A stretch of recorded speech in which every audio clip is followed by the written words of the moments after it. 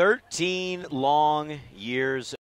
Names like Tyler Ebell, Phil McCune, Andrew Levere, Billy Griffin, and Brian Easterly were the toast of the school and toast of the town here in Ventura as the Cougars claimed a CIF championship in 2001, winning then Division IV. As they continue their 2014 campaign, they hope this season, 13 years later, is lucky for the Ventura High program. The Cougars 4-0, unbeaten on the season. A tough test tonight on the VCS Preps Game of the Week presented by AAA Travel as the Camarillo Scorpions visit Ventura High School. Live from Turner Field at Larrabee Stadium, Danny Page and the Deuce Terry Eads with you on the VCS Preps Game of the Week. And Deuce, these Cougar fans, players, and staff believe that they can win it all this season.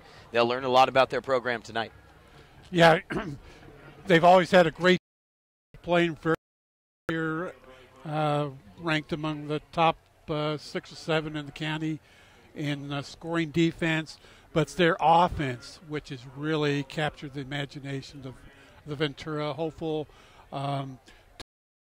Peral having just another great season extension from last year. He's got, I think there's 12 straight games of 100 yards or more. And Tyler Smith is really coming to his own this year. 44 of 62 completions for 680 yards and 8 touchdowns.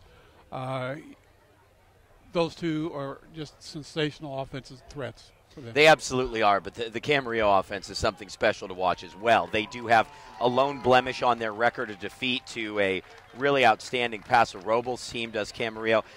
You know, there's so much to look at with this Camarillo but it all starts with the health and throwing ability of their now fit Constantine. Yeah, he missed the last year's game against Ventura when he got injured, and he missed the rest of the season. And Camarillo still won that game with a backup quarterback, 30-10. Well, Ventura also had a backup quarterback. Remember, a young man named Tyler Smith that is now their starting quarterback. It was his first start high. He hasn't left the field since, and boy, he's really something special, isn't he? He really is. The one thing a little bit different from past years with Camarillo is that they've got a pretty good, solid running game. You know, they've been using their backs in the past as kind of pass receivers, but Isaiah Otis is the running back, and he's had a pretty solid start to his season. So it should be interesting to see how they both teams adjust defensively to these really high-powered offenses. Yeah, there is no Raymond. You know, there is no one player for Camarillo in the backfield, and we've seen so many great Camarillo backs in recent years especially that would, you know, catch about 70, 80 passes and then rush the ball 15 to 20 times a game. That doesn't happen. It's a mix of players, Colby Stevens, Isaiah Otis, and Casey Bash, and let's see how this trio of backs really fits in for Camarillo tonight.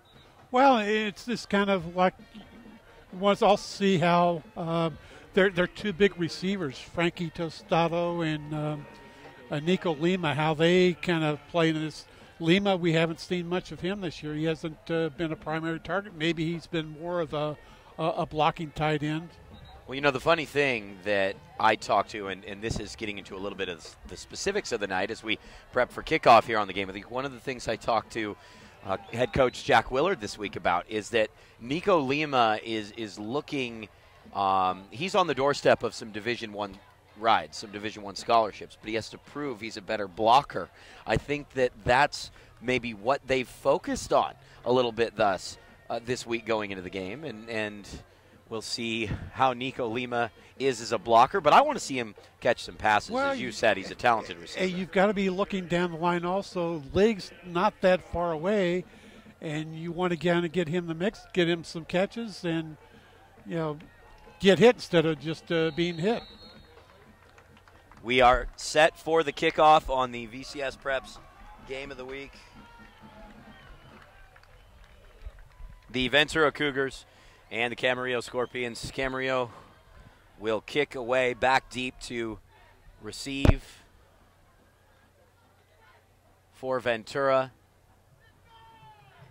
Josh Januska on the left side. And then Rico quarterback. It will be Januska up to the 15, working a wedge around the middle, and then tries to spray it out wide right. And down at about the 16-yard lines. Cougars in there all black with black numbers, which is absolutely impossible to see. As you could tell, I struggled with picking out Rico Stubbs' number. And Deuce, I think they did it just for us here on the Game of the Week. The black, gold, white, and gray camouflage pants. I see you have the binoculars out, and I know it's just so you can check out those pants. They make great pajamas. They do. The Cougars in their black-on-black uniforms, Camarillo in the white with navy blue. Ventura starts with the ball. Tyler Smith at quarterback, and we'll bring you the starters right after this opening play. Tyler Peralta is the running back. Alex Hurlbut just off the line. Smith and play fake. Rolling to his left, may have to throw across his body, throws downfield, and that's caught. Zach Sauerwein, first down for the senior Sauerwein, his 18th grab of the season, and Ventura's in business. A smart early decision from Smith. Patience, clearly a virtue for him. Yeah, it almost took way too long to develop, but he had a lot of time. And he did well with it.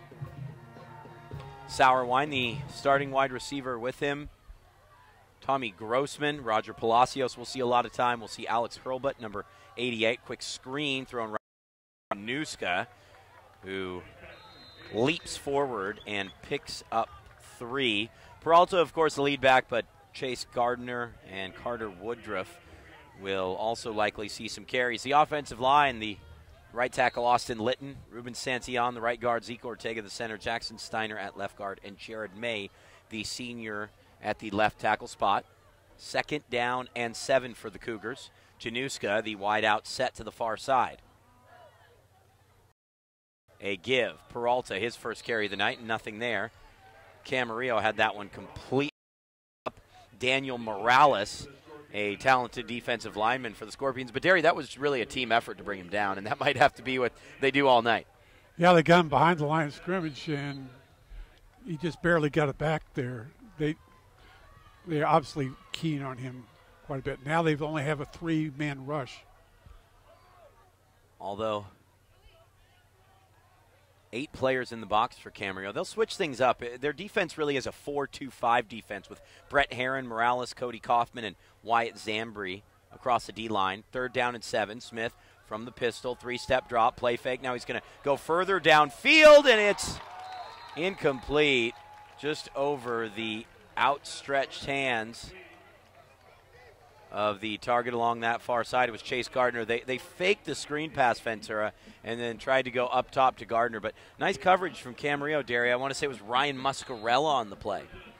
I really like the way that the Ventura offense is going. I mean, they really scrambled up a little bit, keeping the defense guessing what they're going to do. It's a really interesting mix here for this 4-0 Ventura team. It's a lot of seniors, a lot of juniors, sophomores that contribute to what nice punt. Tim Garcia calls a special group as the punt trickles down at the 21-yard line. It is ultimately down by Cole Houghton. 45-yard punt. Really nice punt for the Cougars.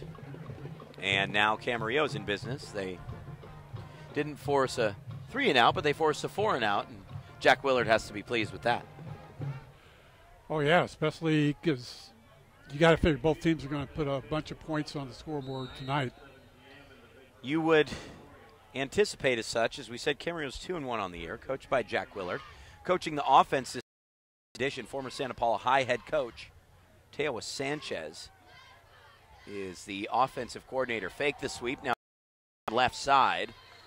And the ball was carried that time by Casey Bash. We said Camarillo would use a wide array of running backs. That time it's the 5'10 junior Bash, who I was told may play this week as Isaiah Otis is questionable, number 32, and we're trying to pick out Otis on the sideline.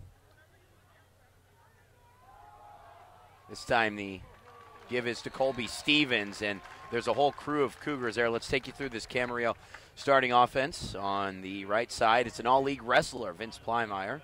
Brett Herron, the right guard. Ralph Martinez, the center. Isaac Centeno, the left guard. Sean Chisholm is the left tackle. The quarterback, Jay Constantine, of course, Frankie Tostado, and Nico Lima, the aforementioned targets through the air. Christian Hernandez will join Bash, Stevens, and Otis. Third down, and that's complete. Here's Casey Bash. Nice little move to make his way out to the 37, Derry. Nice delivery from Constantine on third down. Real quick delivery. And they like to kind of do that, just a lot of stuff right in the seam as the defense is kind of spread out to the wide. In situations like that where he has a lot of time, Jake Constantine in past years might have looked to scramble, looked to run. He's a mobile guy. At this point, he's become more of a pocket-style quarterback. And the give goes to Colby Stevens. Nothing doing. Good pressure thus far from the Ventura defensive line. And let me introduce you to the starters on the Ventura defense. It's Cameron Reed, the senior at defensive end, he and Isaac Hernandez. Cole Houghton, the defensive tackle, and then a sophomore for Ventura on the D-line.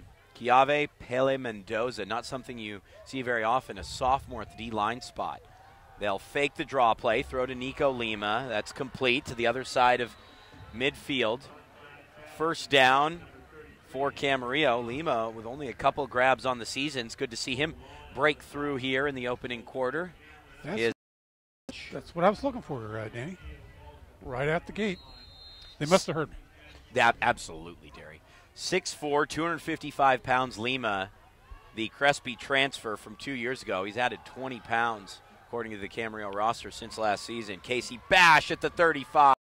And Bash is finally brought down at the 31-yard line. 1st and 10 Scorpions. So they convert a long third down, 3rd and 9, and they're on a roll since.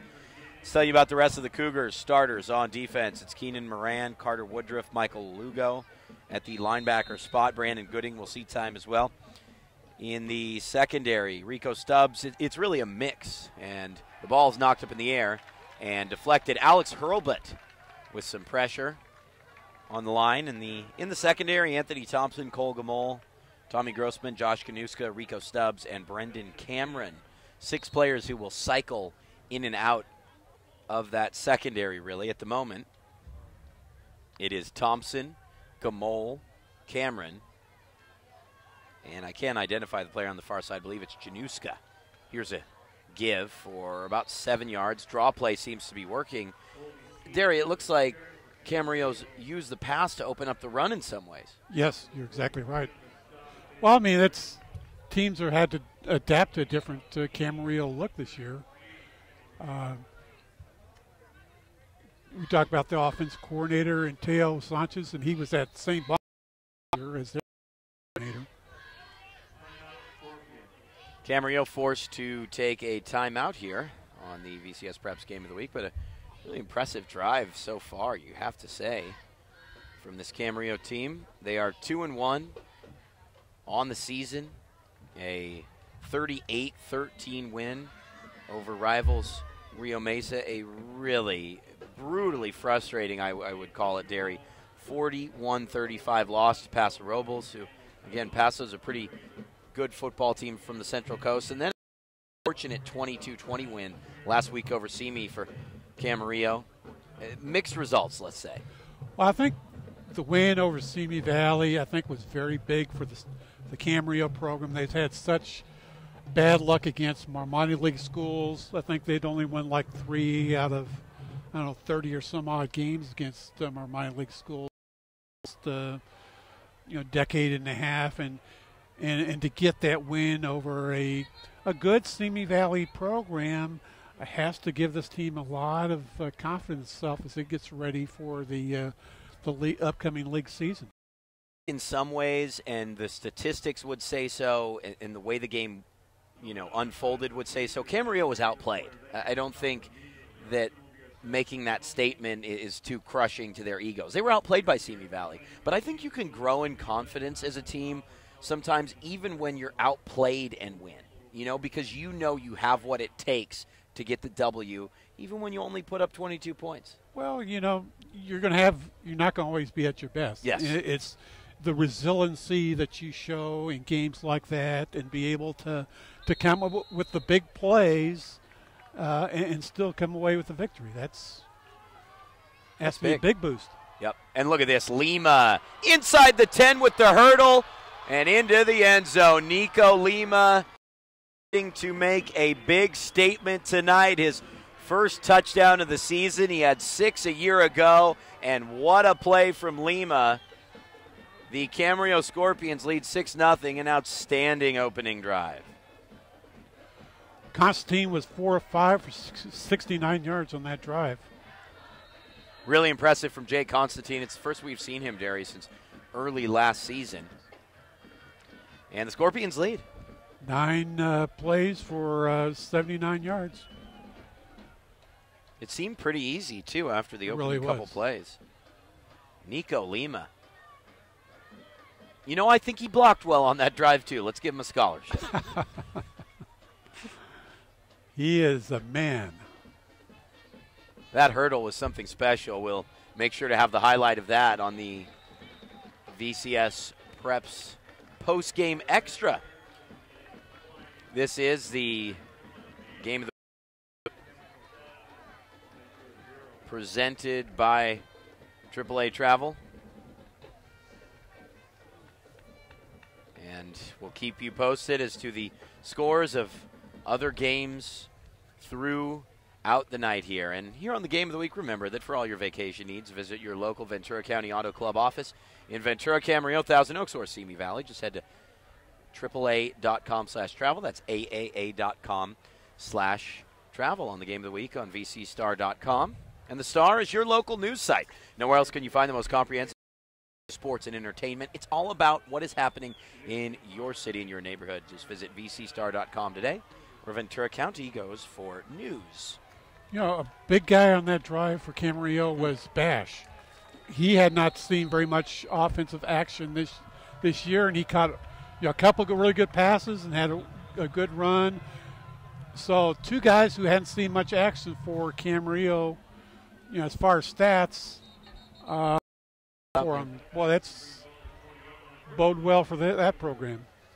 Garrett Erickson kicks it out of the back of the end zone. I think he's one of the more solid kickers in the county.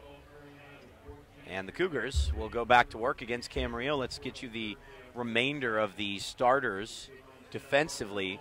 A couple of the running backs started the linebacker spot, Colby Stevens and Casey Bash. Bryce Arnold is returning, of course, all-county linebacker. Christian Hernandez, Ryan Muscarella, Brett Trebold, and Frankie Tostado, who we didn't call his name once on that drive. Nope. They are the 4 defensive backs. Again, from the pistol, got to establish Peralta for Ventura. Peralta's a real north-south runner, isn't he? And he made his way all the way up to the 27-yard line, 7-yard gain for the Cougars. Let's talk about the senior Peralta do. 668 yards on the season, 12 straight 100-yard games. That spectacular figure, isn't it? I mean, he's a guy that's used to carrying the ball, 30, 40 times a game. Against Agora, 40 carries, 312 yards, and he did pick up the first down on that play.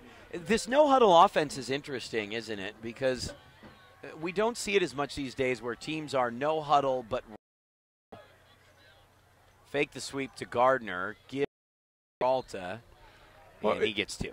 Well, it kind of helps a little bit that they kind of set some things up in that first series where they showed that they would go wide with a few screens and everything, and you've got to respect what they can do with that, and it kind of loosens up the defense a little bit.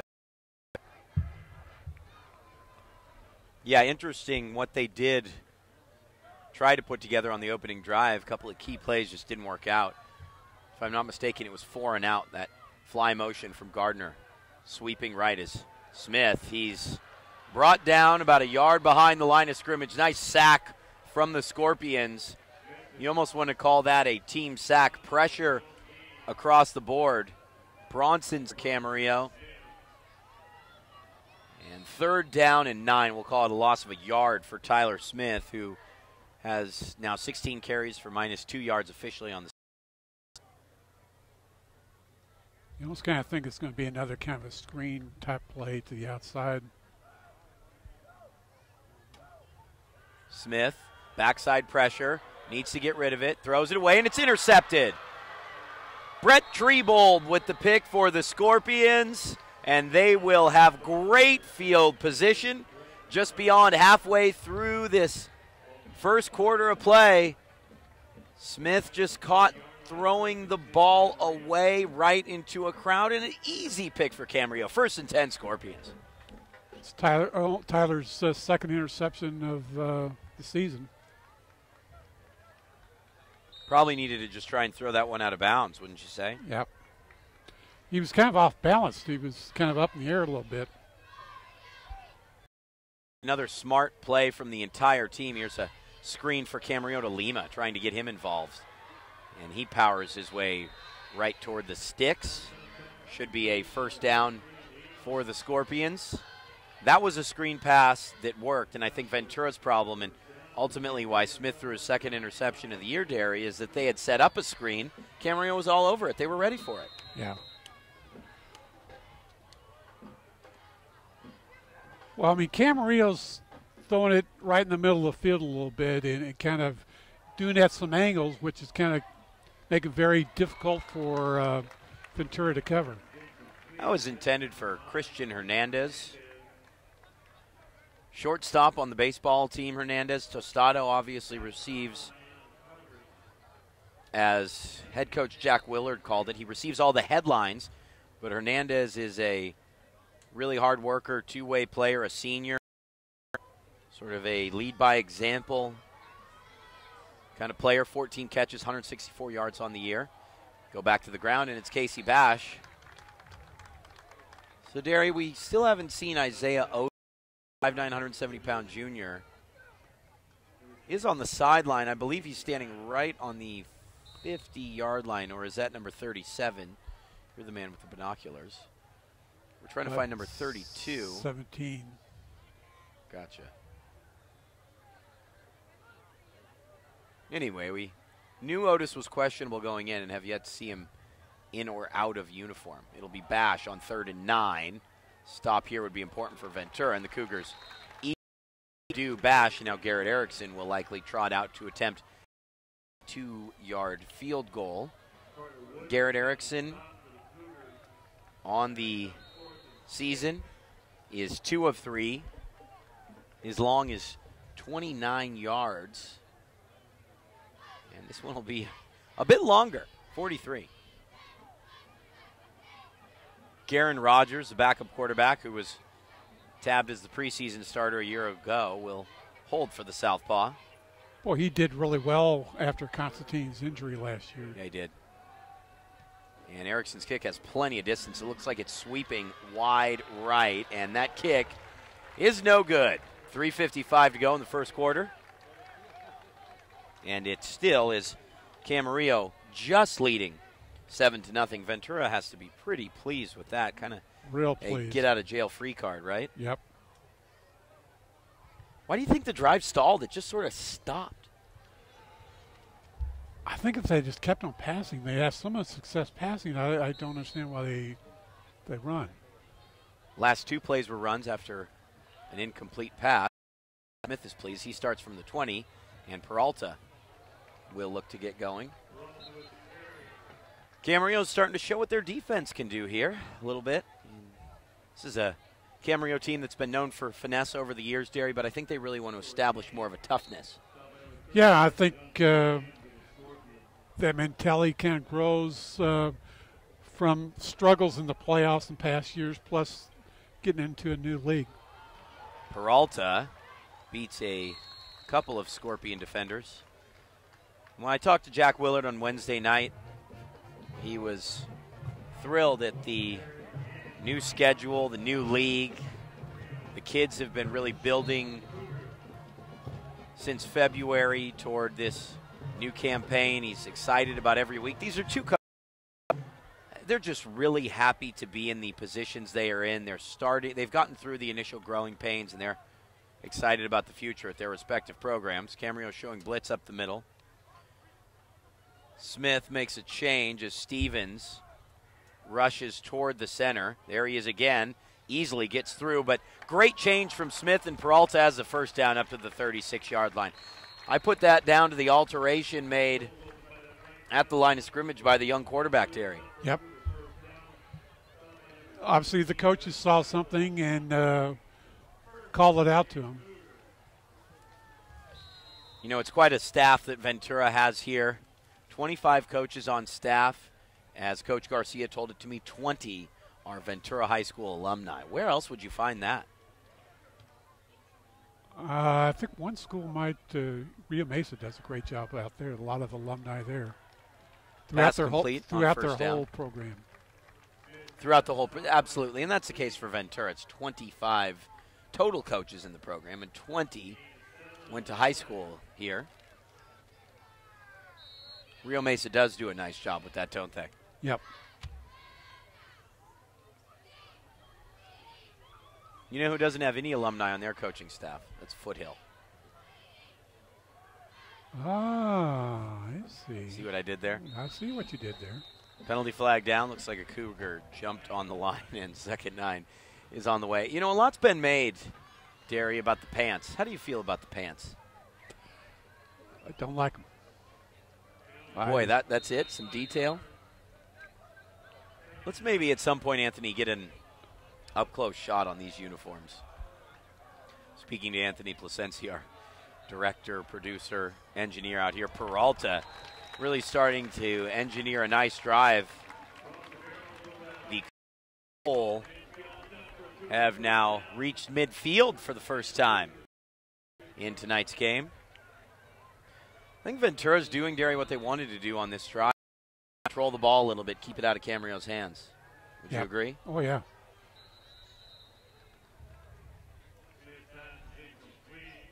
Incomplete, 2nd and 10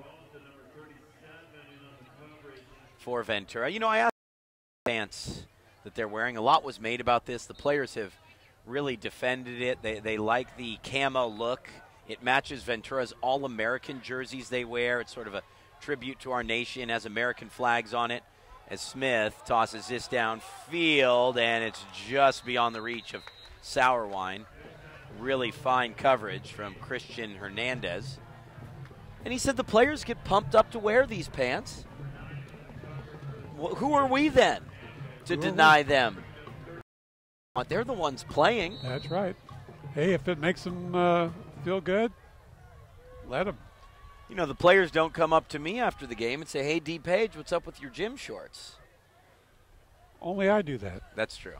And that's why I, too, am wearing pants today, although they're not camouflage. 3rd down and 10. Cougars in a bit of a tough spot here after throwing on the opening 2 plays of this set of downs.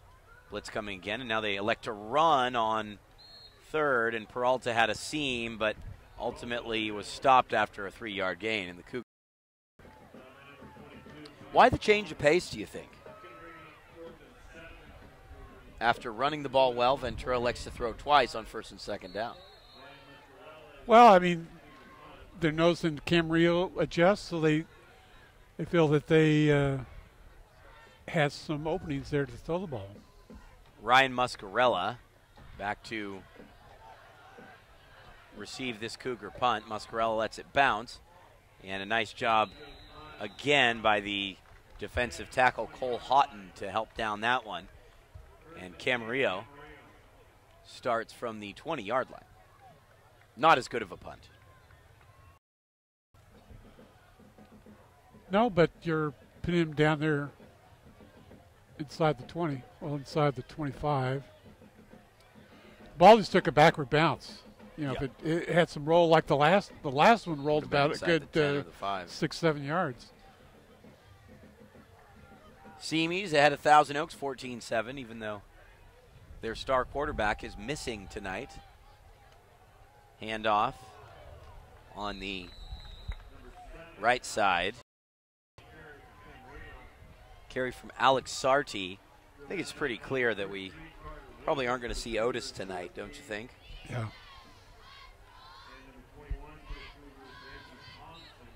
It's your job to spot him down there, Derry. Come on, man. I don't see him.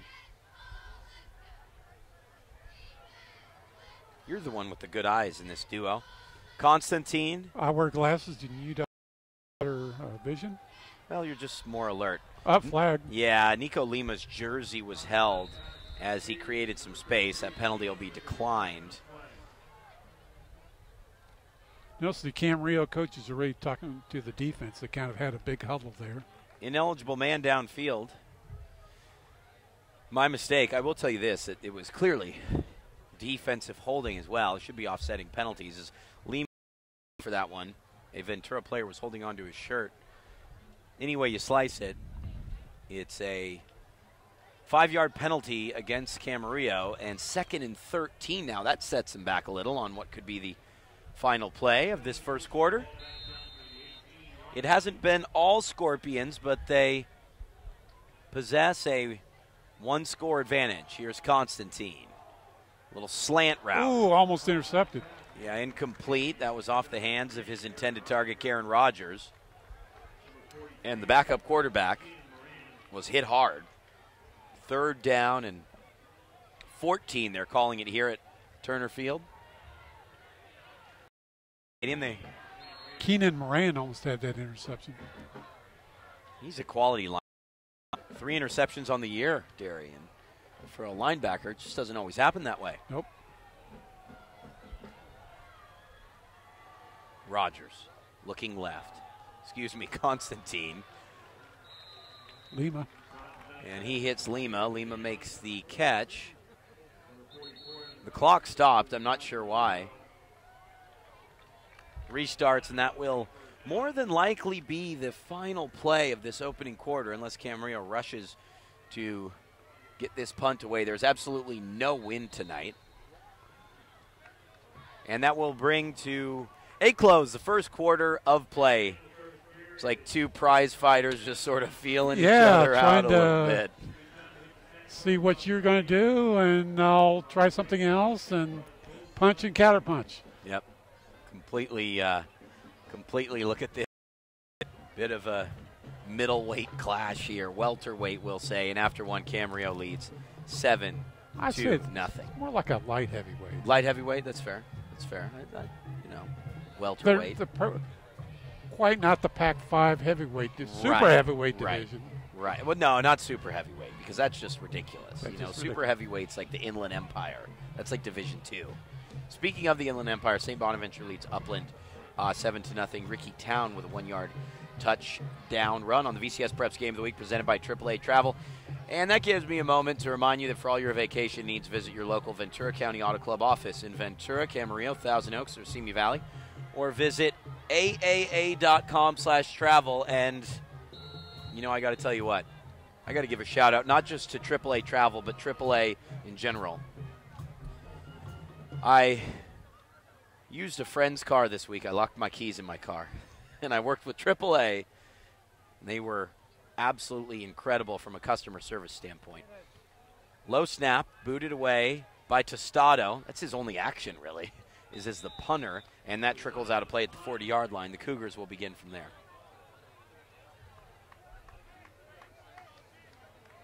Can't believe I got away with the revelation that I locked someone else's keys in their car and no one said anything. Well, that's to be expected. I mean, what? You didn't do it before? Well, I have a car now. My own car is one where you can't lock the keys in the car. It won't allow you to. Uh-huh. There is no key. It's absolutely brilliant, this world we're living in. Let's see what the Cougars can do in this second quarter. 1st down and 10, 3 wide receivers near side for Smith. You have a feeling they're just holding a little something back as they trail by a touchdown here at Turner Field. Screen pass to Gardner. Gardner gets away from 1, can't get away from 2, but he just shook off Christian Hernandez and picked up 10 yards. 1st down, Ventura. It's the Tim Garcia team that plays the field position battle, isn't it? And right now, after giving up that initial score, they're starting to win.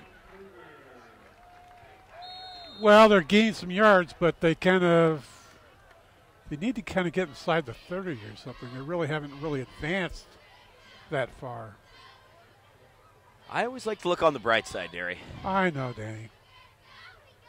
Here's Peralta. A lot of space as he ran around the right tackle. Peralta picks up 7. He's quietly gotten to, about 40 yards, you have to say. More than that. 54 yards. So I said 312 against Segura. Just 110 on 28 carries last week in that win over Saugus. It was obviously the Ventura defense with the standout performance. Saugus had been on fire, and the Cougars limited them to just 14 points offensively. And who else? Peralta picks up the first down. They're at the 39, Deuce. Now are you a little bit impressed here? Now let's see something punted in. Now, you want to talk about impressed. We will be joined by a very special guest in the second half, by the way. The athletic director of Ventura College, Will Cowan, will be in the broadcast booth tonight.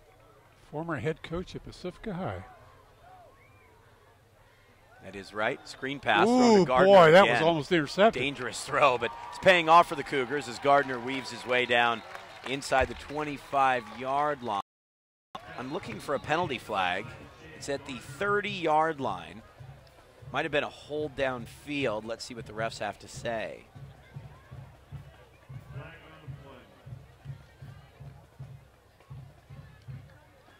Will was the first head coach at Pacifica. He was the first football coach at Pacifica, that's right. Also a basketball coach at Ventura College. Basketball coach at Pacifica. Girls basketball coach took them Right. to the state tournament. He was the Southern California Regionals. head men's coach at Ventura College. Now the athletic director. Wearing a lot of hats. It sounds like Anthony Placencia.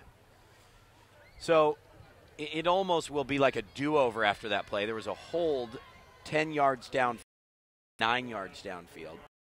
So 1st and 11 on the way for Ventura.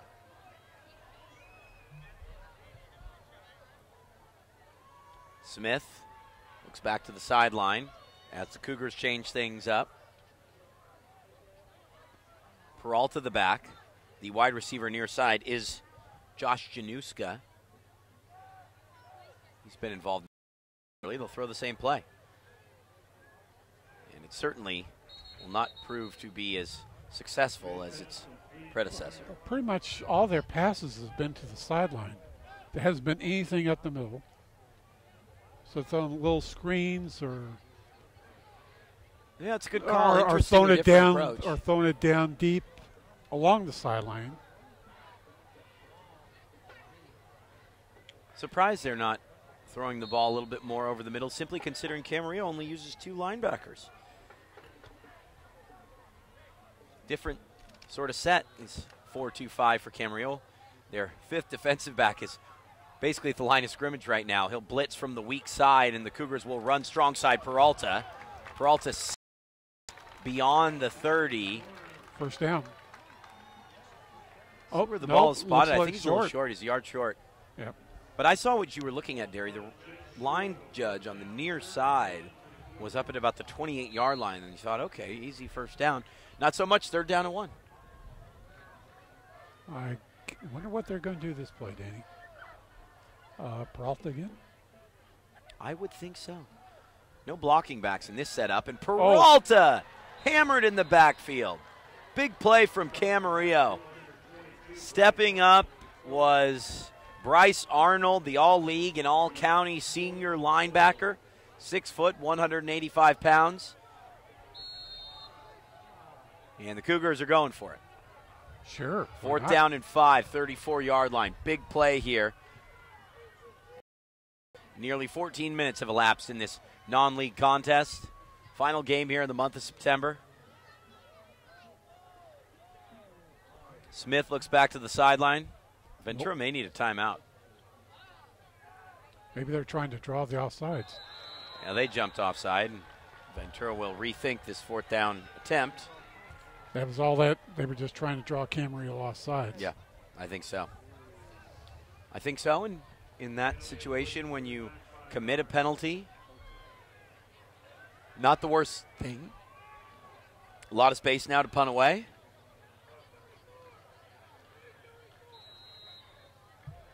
It's where you need a really good punter who can kind of kick the ball out of bounds inside the 10. Angled near side. Takes another dead bounce. That's not Ball a good bounces punt down at the 24-yard line. And there you go.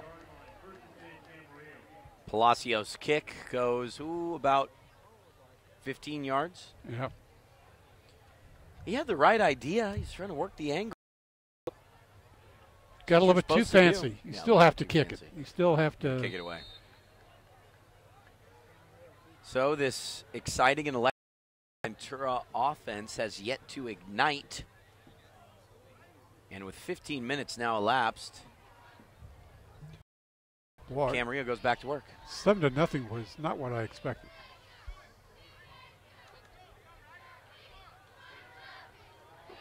Update from the Buena Pacifica game coming. Great straight ahead run for Camarillo. Casey Bash, he's been real surprise of the night. Bash, I think, is a surprise of the night, and he was a real surprise as well with this staff here at Camarillo. They weren't sure if he was going to be a big contributor to this team, but he has been solid this evening, Derek. He really has. Not only running the ball, but catching it as well. Oops, offsides Camarillo. Boy, as soon as we to support a player like Bash commits a penalty. He was in the backfield with Stevens. I think it was the left guard, actually. Bit of a complicated set, really. It was the left guard who kind of kick-started the whole. Yeah, jumped up a little bit. Buena took a lead on Pacifica after a Blake Burnett touchdown. And then Pacifica scored 2 consecutive quick TDs. And they lead 14-7, 1:20 left in the first quarter.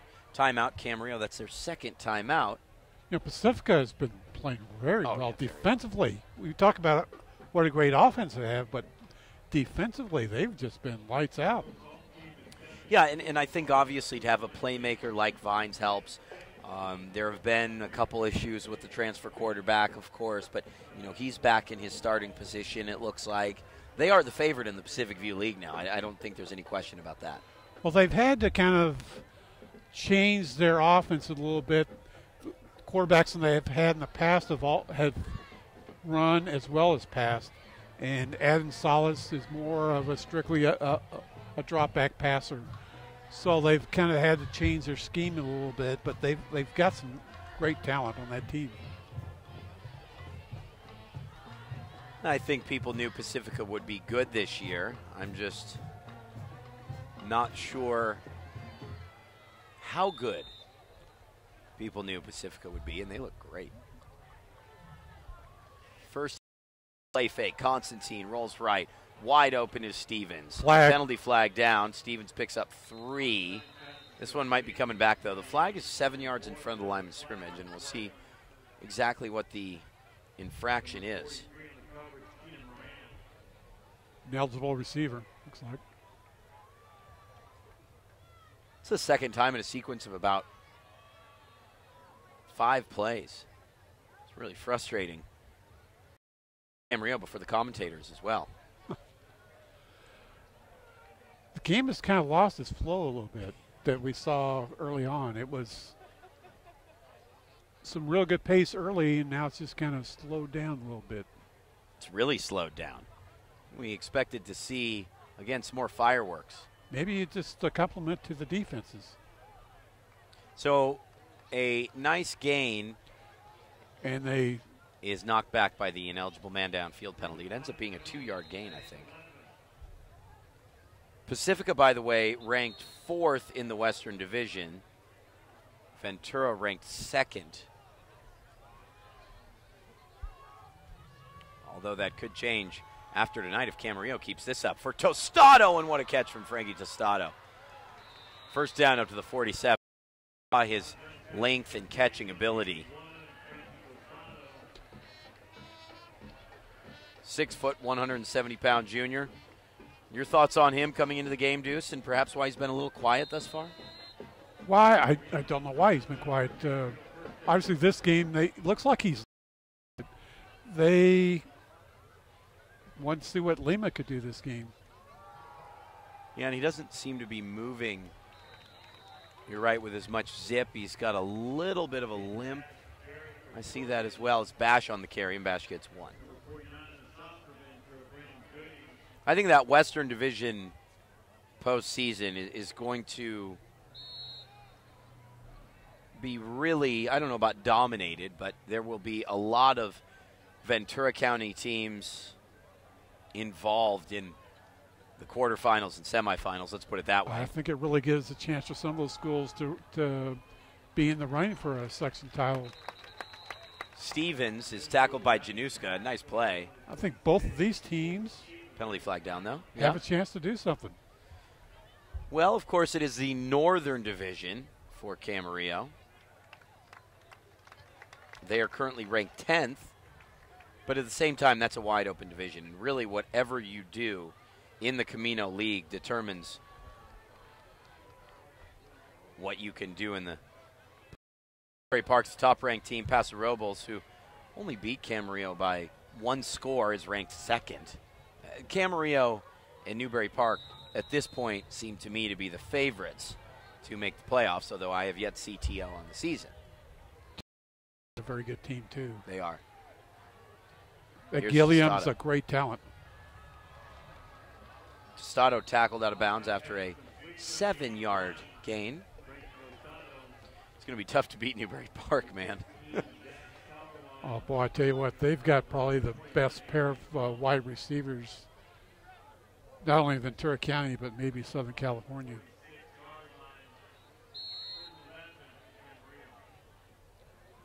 Third and 11. It'll be Tostado and Lima near side. Let's see where Constantine goes. Play fake. Down to Tostado. Had one-on-one coverage. Oh, nice Januska. defense. Great defense there. That builds a lot of confidence, doesn't it, too, to be able to make a play on a big target like that. Basically, Camarillo offensively said, we're going to go after an isolated corner against our big wideout, and the isolated defensive back made the play. He ripped the ball out of his hands. That was a catch. Frankie Tostado, the Stars Athlete of the Week, thanks to Rhiannon Potke, by the way, for that nugget of information. Rhiannon helping steer the ship back at our home base. Tostado now will punt away.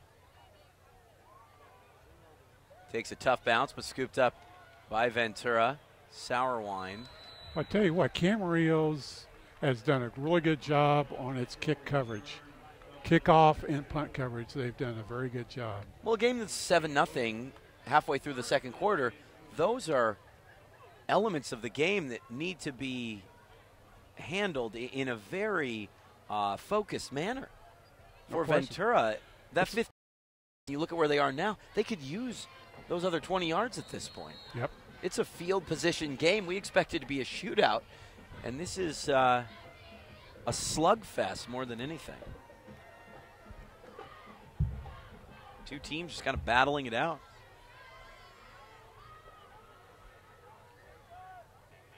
So 1st and 10 for Tyler Smith and the Cougars as they look to get on the board here. Smith putting it up for Sourwine, and this time that isolation route works. Great throw from Smith. Nice grab from the big wide-out Sourwine. It's not all that different than what Camarillo tried a minute ago with their big target, and this time it worked for Ventura. Nice game. Boy, he was wide open, too. He had plenty of time to throw. He wasn't rushed. Will fake the gift to Peralta. It's Gardner, and Gardner saw the defensive back Hernandez bearing down on him and just couldn't hang on to that. Understandably so. He might have been a little bit worried about his well-being there. Throw was a little bit high for Chase Gardner, too. 15 catches for the season coming into tonight.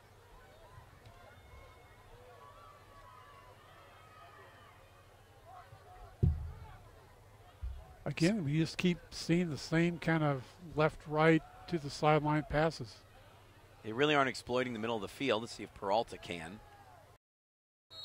Although when Ventura has run the ball, it has been right up the gut quite a bit. So perhaps that's what this no-huddle offense for Tim Garcia is trying to do.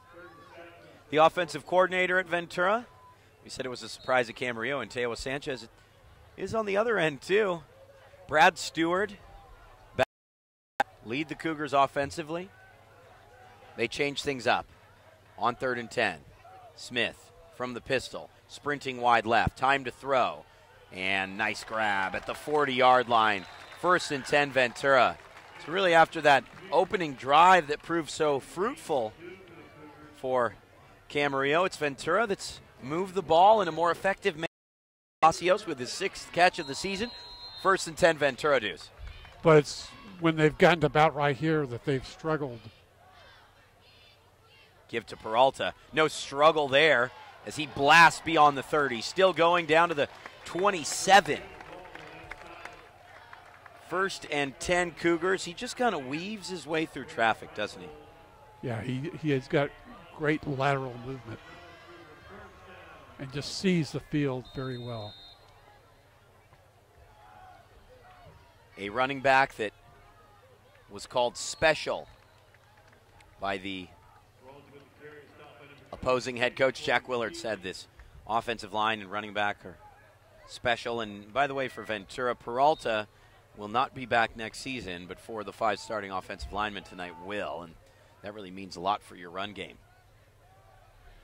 Well, he's already got 16 carries for 87 yards. Unbelievable. He's well on his way to 40-plus tonight. 2nd and 7, little pressure coming. Wide open, Gardner. Cougars. Up the middle. Ventura. We've been looking for that. Is a PAT from tying it up, and you're absolutely right, Derry. Wide open over the middle. Cougars have been looking for that, but you've been looking for that too. I've been looking for it, man. It's been there. So Gardner with the touchdown grab, and at the 4:23 mark of the 2nd quarter, Cougars have a chance to tie this thing up. Hold, and the PAT up and through for Ventura. Tristan Kantak, the 5'7", 170-pound junior, puts that through, and we're tied at 7. Why did that drive work? Well, they threw a little bit better that time. I think they were, 1, 2, 3 out of 4 for 48. That first play to Sourwine 62. really established a rhythm, really did. didn't it? Kind of across the field. 25 yards downfield. Smith was relaxed. He had time to throw, pick out receivers. I think there was a bit of an attitude as well, Deuce, that it wasn't Peralta gets stopped after a couple yards, let's try and do something else. They were more consistent in their play calling, I think.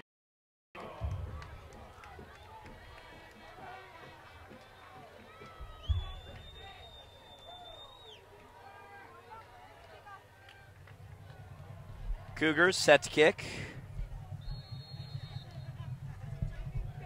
from the 40-yard line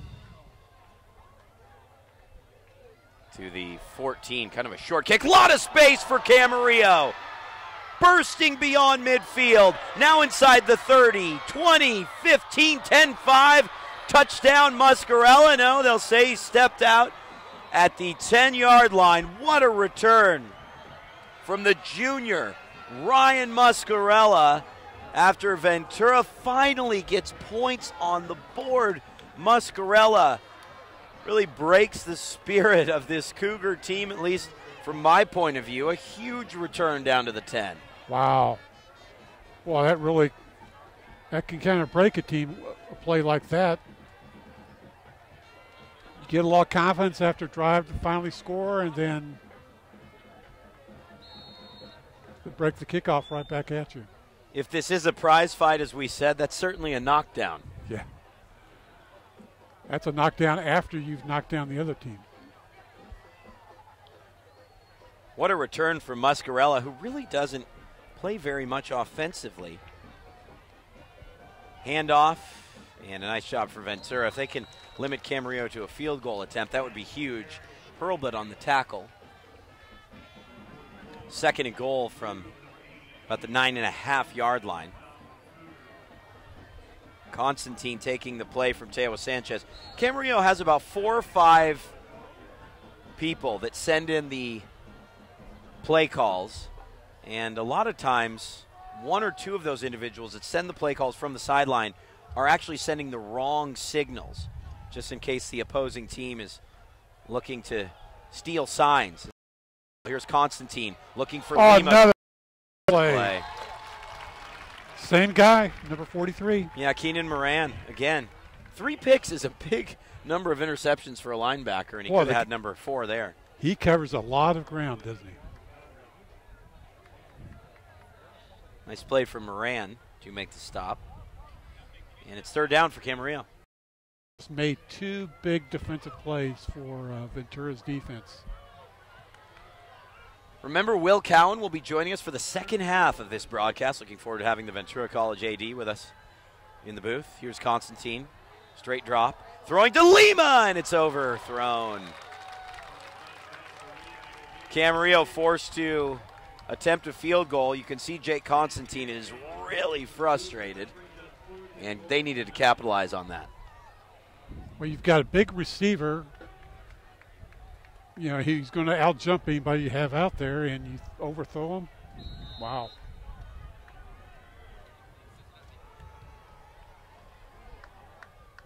Erickson, now 2 of 4 on the year.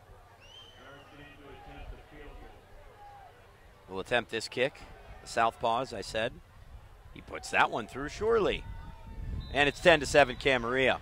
So a long, sustained drive by the Cougars. Camarillo responds with a kickoff return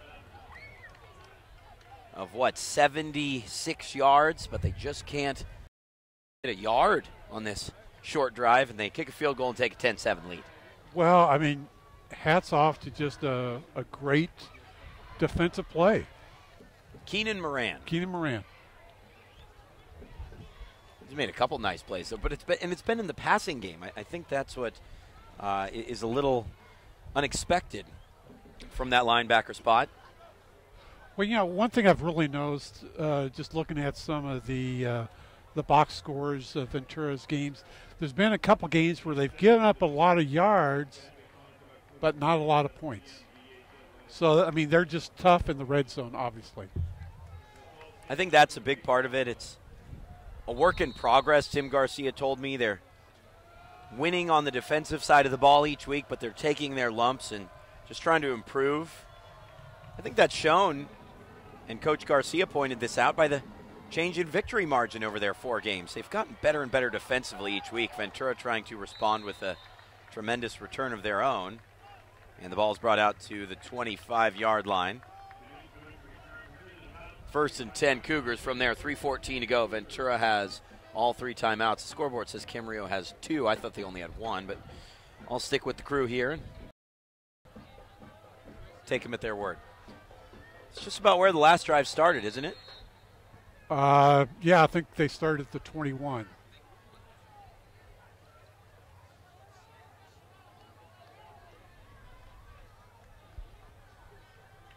Which is about where they've started 3 of their drives.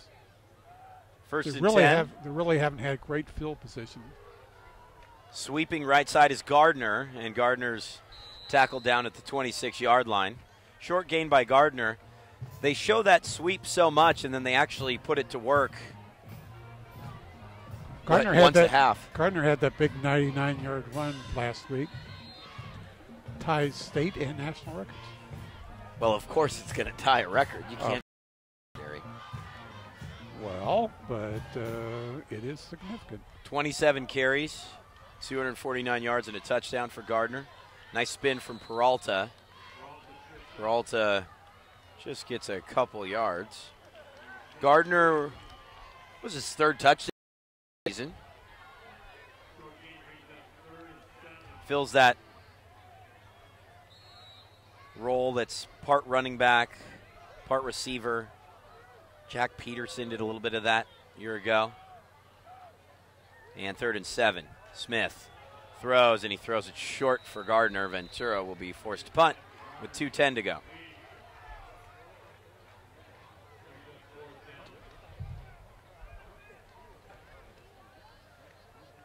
Camarillo will have another nice opportunity to put some points on the board. And Derry, they received the ball in the second half.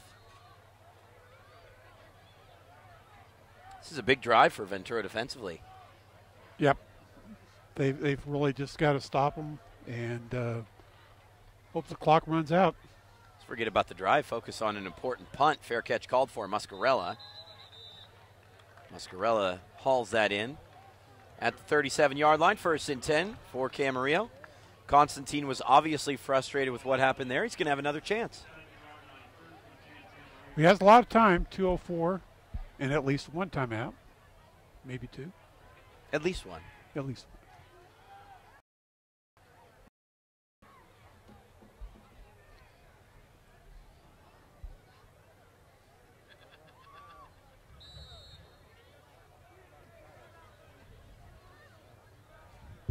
Hernandez and Tostado will move to the near side. I'd watch those two maybe try and cross up and create some space for Frankie. No, it's just a screen pass, and the Cougars look like they're all over it. Flag. Late flag. Yeah, late flag coming in. It was a loss of 1 on the play. We'll see if and how the play stands.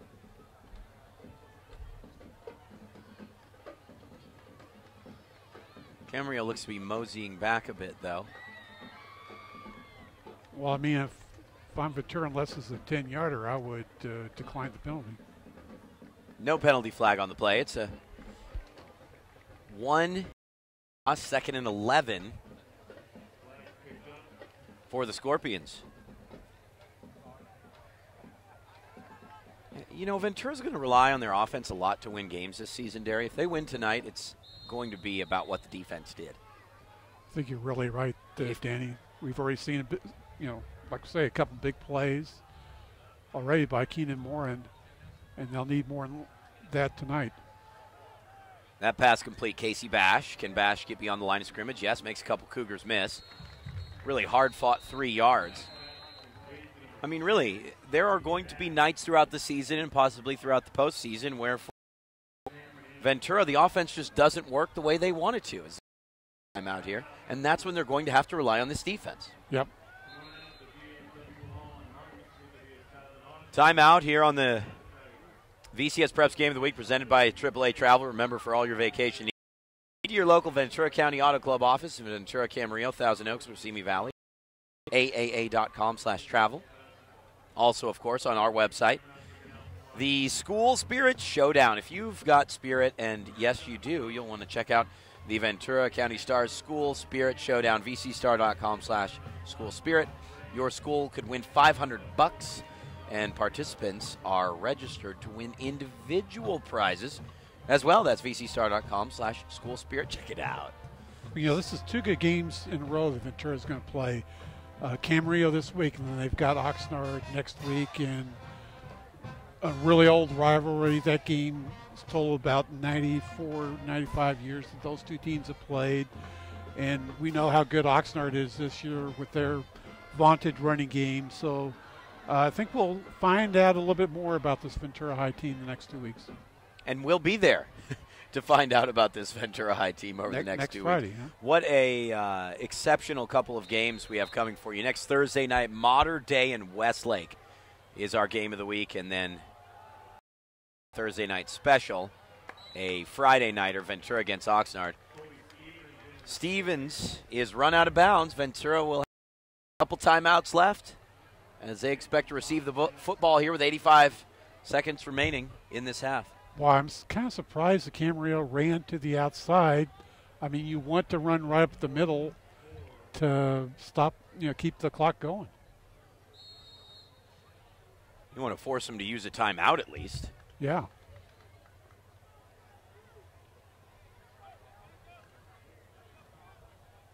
I have a really interesting score to tell you about here. Well, I can't Derry. wait. I can't wait. You're going to have to wait till after the punt. Oh, come on, Danny. No. Don't tease me. Yep. Don't tease me. Yeah, sorry. Come on. Nope. Tell me. No. I'm waiting. I'll tell you Come the game. on, now. It's Rio Mesa and Calabasas. Tostado just gets that one away. And what a kick from Frankie. Sourwine hauls that in. Trying to run to the left side. Kind of on the road to nowhere. Gets up to the 29. That's where Ventura works from. So let me say that below the video, Rhiannon Potke, John Catalini, all of our writers are posting comments and scores below the video. Just make sure that you have that area open and that you are able to take in the comments. Rio Mesa 14, Calabasas 3. Wow. That is a surprise. That was worth the wait. That was worth the wait, but I would have preferred knowing about 2 minutes earlier. Maybe a minute and a half. It's what we in television, Derry, call a tease. I told you were teasing me. I know. And I don't like being teased. Well, that's television, okay? Is this TV? Close enough. Timeout on the play. Ventura runs on the opening play, and they're forced to use a timeout. They have one timeout remaining.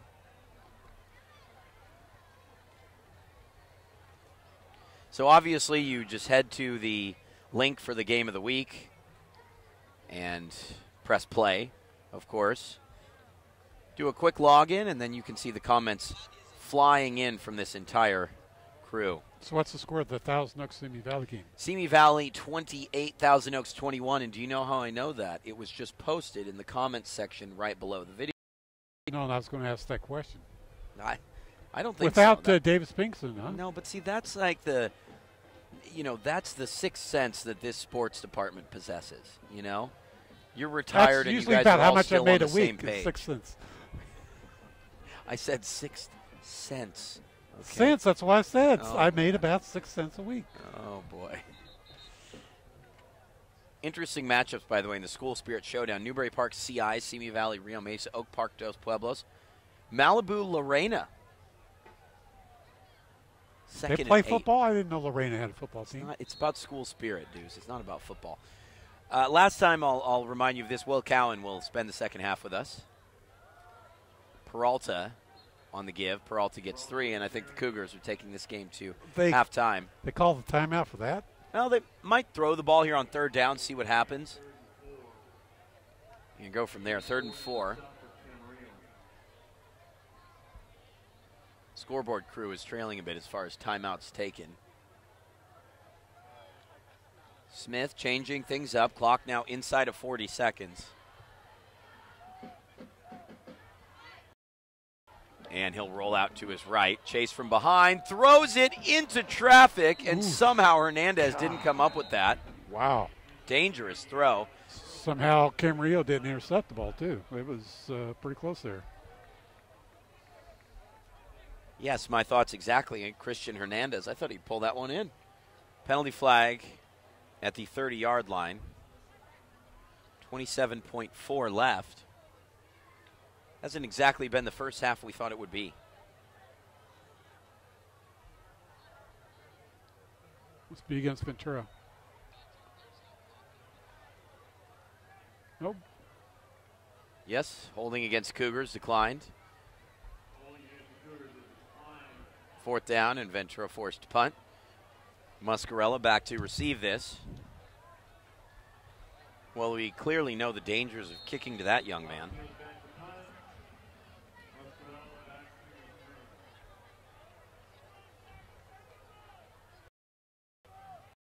It gets scary. You only got 27 seconds left, and you don't want to give those Camarillo a chance to kind of make a big play. It's a good punt, needs to take a good bounce, and does. That will effectively end the half, I would think. Not on this play, I'm saying, but Camarillo will more than likely take a knee, Deuce, after that 50-yard punt. Camarillo football, 1 timeout left, leading 10-7. They will receive the ball to start the second half. I think they might put this one up in the air. So see what happens. Do. Yeah. Kind of throw a little crossing pattern right up the middle. Lives as dangerously as you. That's what my wife tells me all the time. She says, "You're living very dangerously, my friend." Oh, man. Too good. Too good. And I have no idea what she's talking about. Not only was Anthony Placencia laughing, but Rhiannon Potke. Thanks to Rhiannon back in the studio for helping us out with all that. The whole crew back there, you guys are doing a tremendous job tonight. One more score before we send you to break. 14-13, Cathedral Catholic leads Newbury Park at the half. That is a great game between two teams that are in state consideration. Long way to go before the conclusion of that game, and a long way to go here, but we are halfway home as the Camarillo Ventura Cougars 10-7 at the break. The Deuce and I will take a break. We'll be back with Will Cowan to start the second half as the Scorpions have a 3-point edge on the Cougars.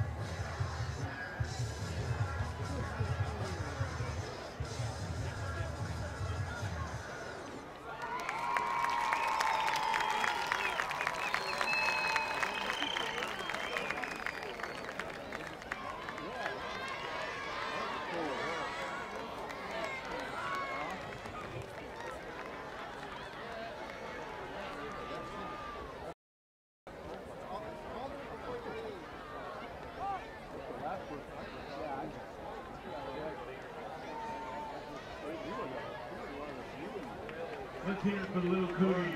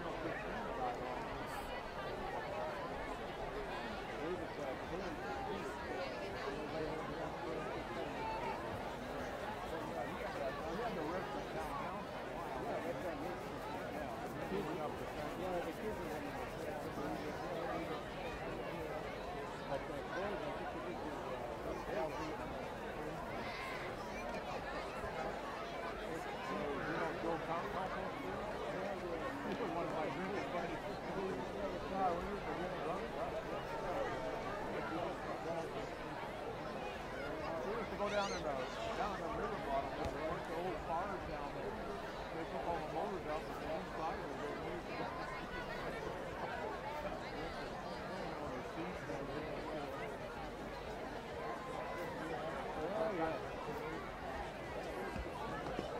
John Swamar and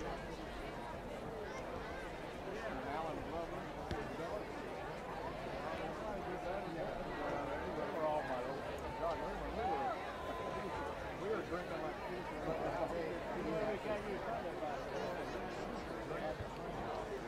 Yeah. There's another guy, Curtis Williams, too. He had older brothers, and they'd always buy him beers.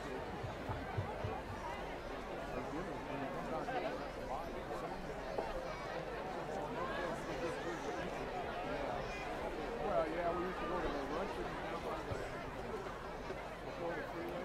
All the Russians on the store down there. And then out here on out by 5 Point, there was a Nightingale Hotel, and there was a store there too. Wasn't money to put on the counter. You could buy it.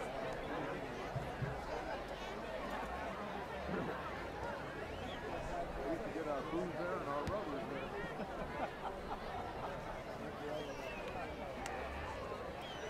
Well, sometimes Max, your brother, used to drink those too. That's why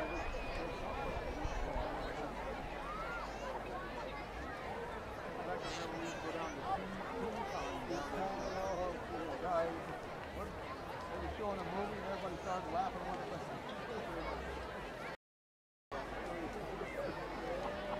Boy, you would help her around. When they showed the movie.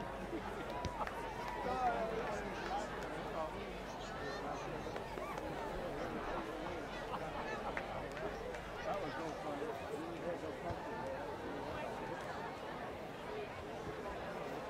He was always playing the hell.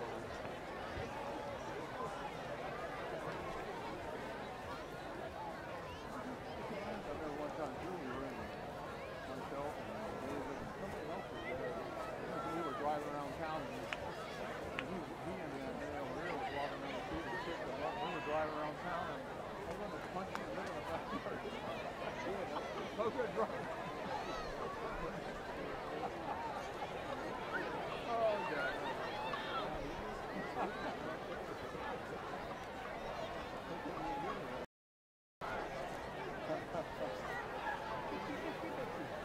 Guys, up to nothing.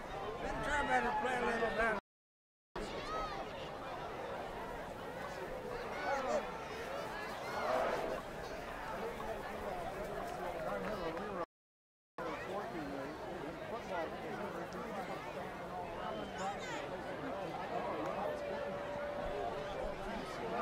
Jack says hi.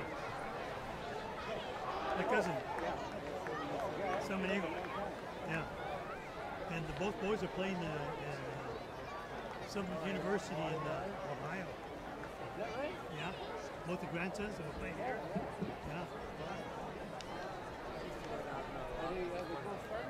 Well, one of them is Hunter. He's a sophomore, I think, and the one that played last year, he's a freshman. Yeah. Yeah. So they're gonna send me I'm gonna get a program. Hopefully I get it in time and I'll show it to you guys. In fact, in this program, the one that played last year, it's got an article in the program.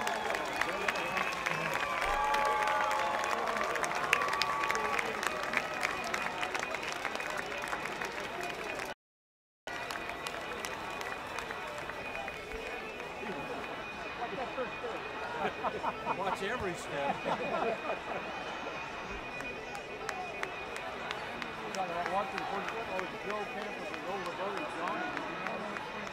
We were up here at a football game. This was probably 10 years or so ago. Oh, he's going to a couple of guys? Yeah. He was over there drinking. He got all drunk.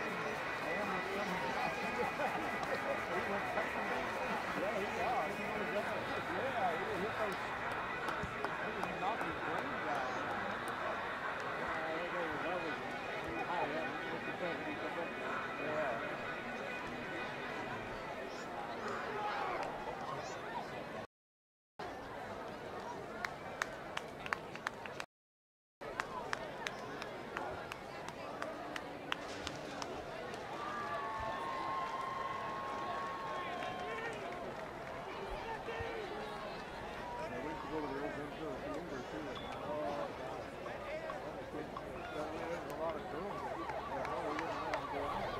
The Camarillo Scorpions lead the Ventura Cougars 10-7 here on the VCS Preps Game of the Week presented by AAA Travel.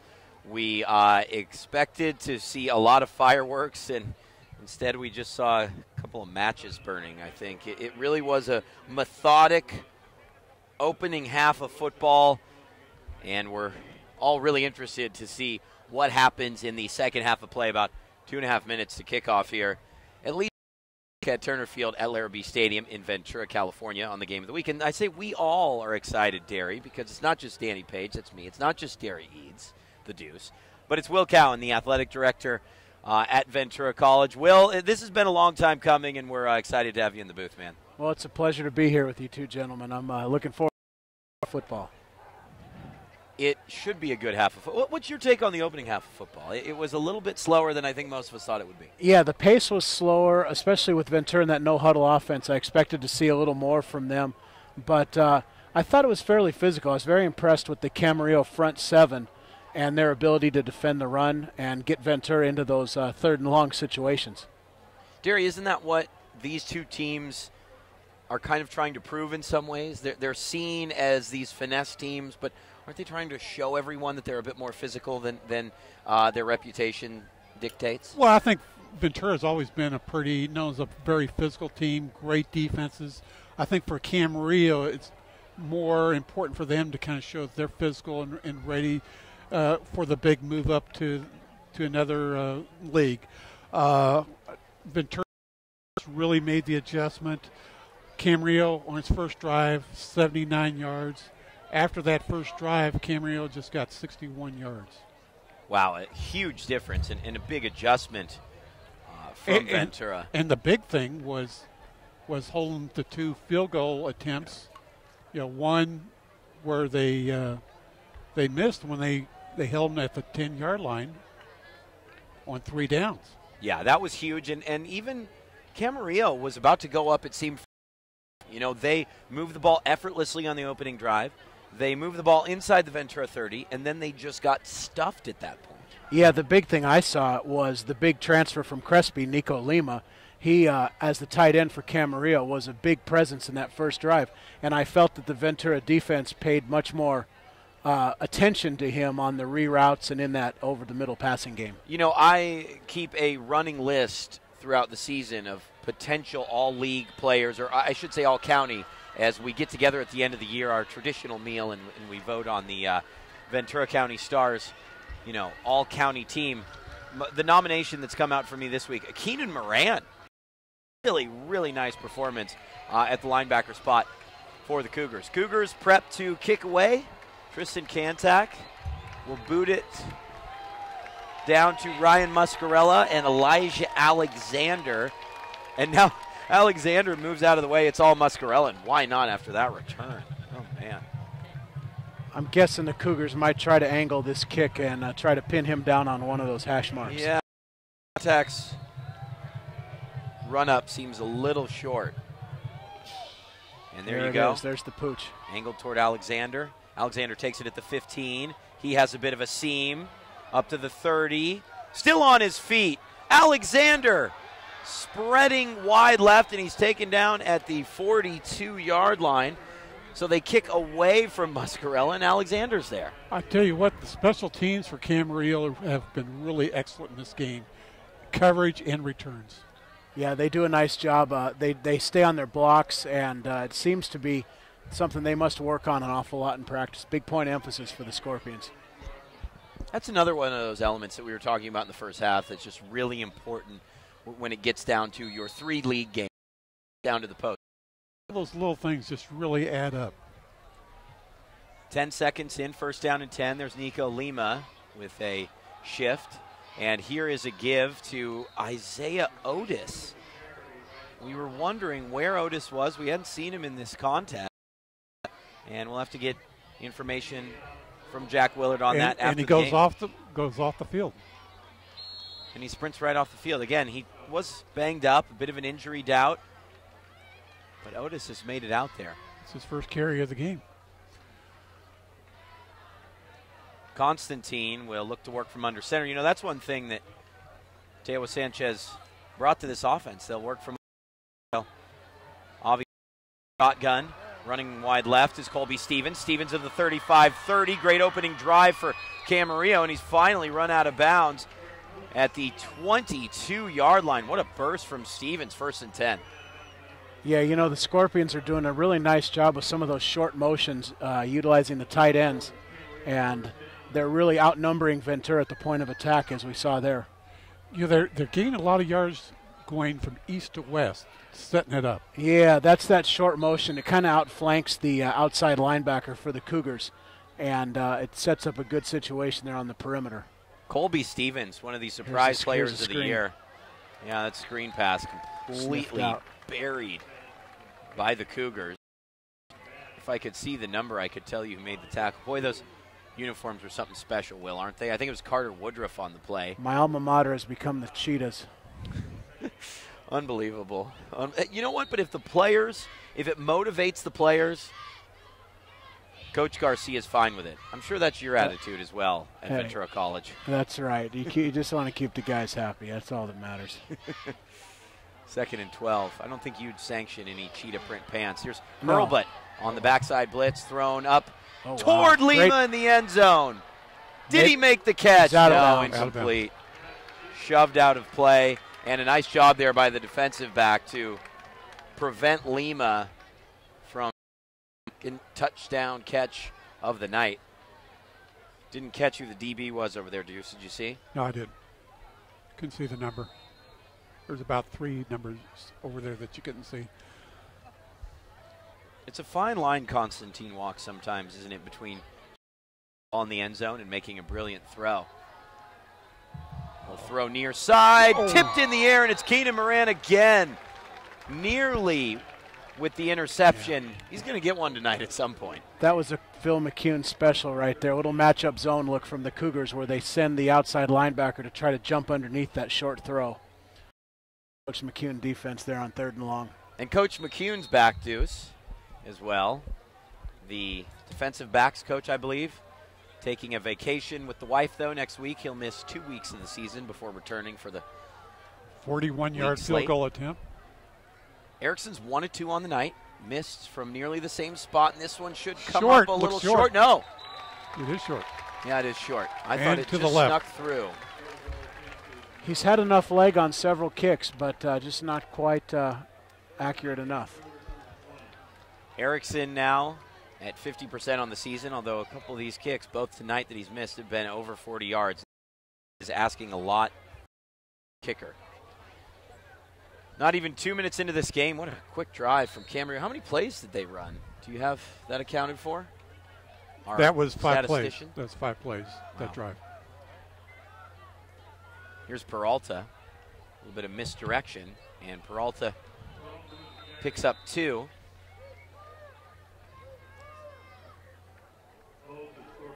He's lacking a little bit of, as Derry was saying, east-west running, isn't he? He's more of a north-south guy. Yeah, well, the Cougars typically are more of a zone running team where they try to get the ball downhill in a hurry, which has typically been the philosophy. So we'll see what they come up here with 2nd and middle, a little quick screen. The Scorpion defense kind of shifts to the strong side of the field, so the Cougars have really been utilizing that short side. It seems like Peralta has been running to the weak side quite a bit, and it's really helped Ventura out at this point. Sauerwein on the catch there. He's had a couple of important grabs in this 4 first downs. The punt returner came into the contest with 17 receptions, but 5 touchdowns. So you can tell that the senior really has a knack for making the big catch. Yeah, here it is again. The Scorpions overloaded to the strong side, and actually they threw into traffic there. I question that decision. Tostado on the coverage. One of the biggest cornerbacks you'll see in high school football at more than 6'1". That pass intended for Josh Januska, 2nd and 10. Not the offensive efficiency we thought we would see tonight, but no. Impressive defensive performance from the Scorpions. Watch out for the blitz here coming off the short side. Given to Peralta, somehow ducks and dodges his way through. He picks up 5. Has to be near 100 yards, Deuce. Exactly 100 yards. Wow. How do I do it, honestly, sometimes? 21 carries. 21 carries, 100 yards. He may not get to that 40 carry mark, but he's going to get the rock a lot in this second half if the score remains somewhat similar to what it is. You know, Ventura's been a very good second half offensive team. It seems like it takes them a while to kind of get into a groove, but then once they get into a good tempo, they're tough to stop. Well, you know, obviously Coach Garcia is fortunate enough to have the two previous head coaches on his staff at Ventura High with both. Isn't that unbelievable? Coach McCune and Coach Stewart. And one of the things I know from working with Brad over the years is he's an excellent halftime coach. And he gets a good beat on what the defense is trying to do. And he typically adjusts well. As will Tewa here, so this will be interesting to see how the second half unfolds. There's the classic Ventura shift on the punt formation that came in the late 80s under Harvey Kochel. And it gets Camarillo to jump. A crucial first down for Ventura. Now it's just what do you do with it? Boy, that was quite a penalty. That's something like the Dallas Cowboys offensive line used to do a lot. You know, they used to all kind of stand up in unison. Yeah, in the old days, that's how it was. We would all stand very tall on that shift, and they've kind of changed the rules, so you can't do the total the deke anymore like you used to stand up like the Statue of Liberty. Look for a little play-action pass here. I could see the Cougars taking a shot over the top on first down. Well, you know, they haven't done many passes up the middle, but their touchdown was. There comes the option, the zone red. Smith hasn't been one to carry the ball much this year. That's just his 18th run on the season. What were you saying, Will? No, the Deuce was correct. Their touchdown pass was a quick run fake and then a quick seam into the slot receiver. He's right. It's one of the only times, maybe the only time, they've thrown the ball over the for a score. Yeah, well, the Scorpion defense is kind of loaded up in there with this 4-2 front, and then they have the blitz coming again. Peralta will run left beyond midfield, not too far beyond midfield. He does get enough for a first down, so Ventura starting to press into the Scorpion side of the field. Wouldn't it be something if the Cougars can put points on the board after a penalty flag in a punting situation on fourth down there? I'm watching the little battle here in the trenches. Take a look at Austin Litton out there on the left side of the line.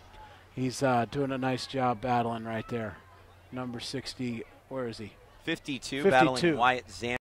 Right there. Backward pass to Peralta. Seldom used in a pass-catching situation. Well, and Peralta gets a couple yards. It is a run. That's a run. That's a lateral.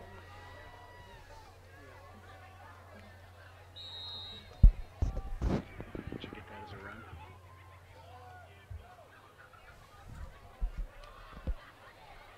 Give up the middle, and Ventura with that run looks like they're just trying to set up a manageable third down, and you never know, maybe even fourth down at this point. It's been a bend but don't break defensive performance from the Cougars.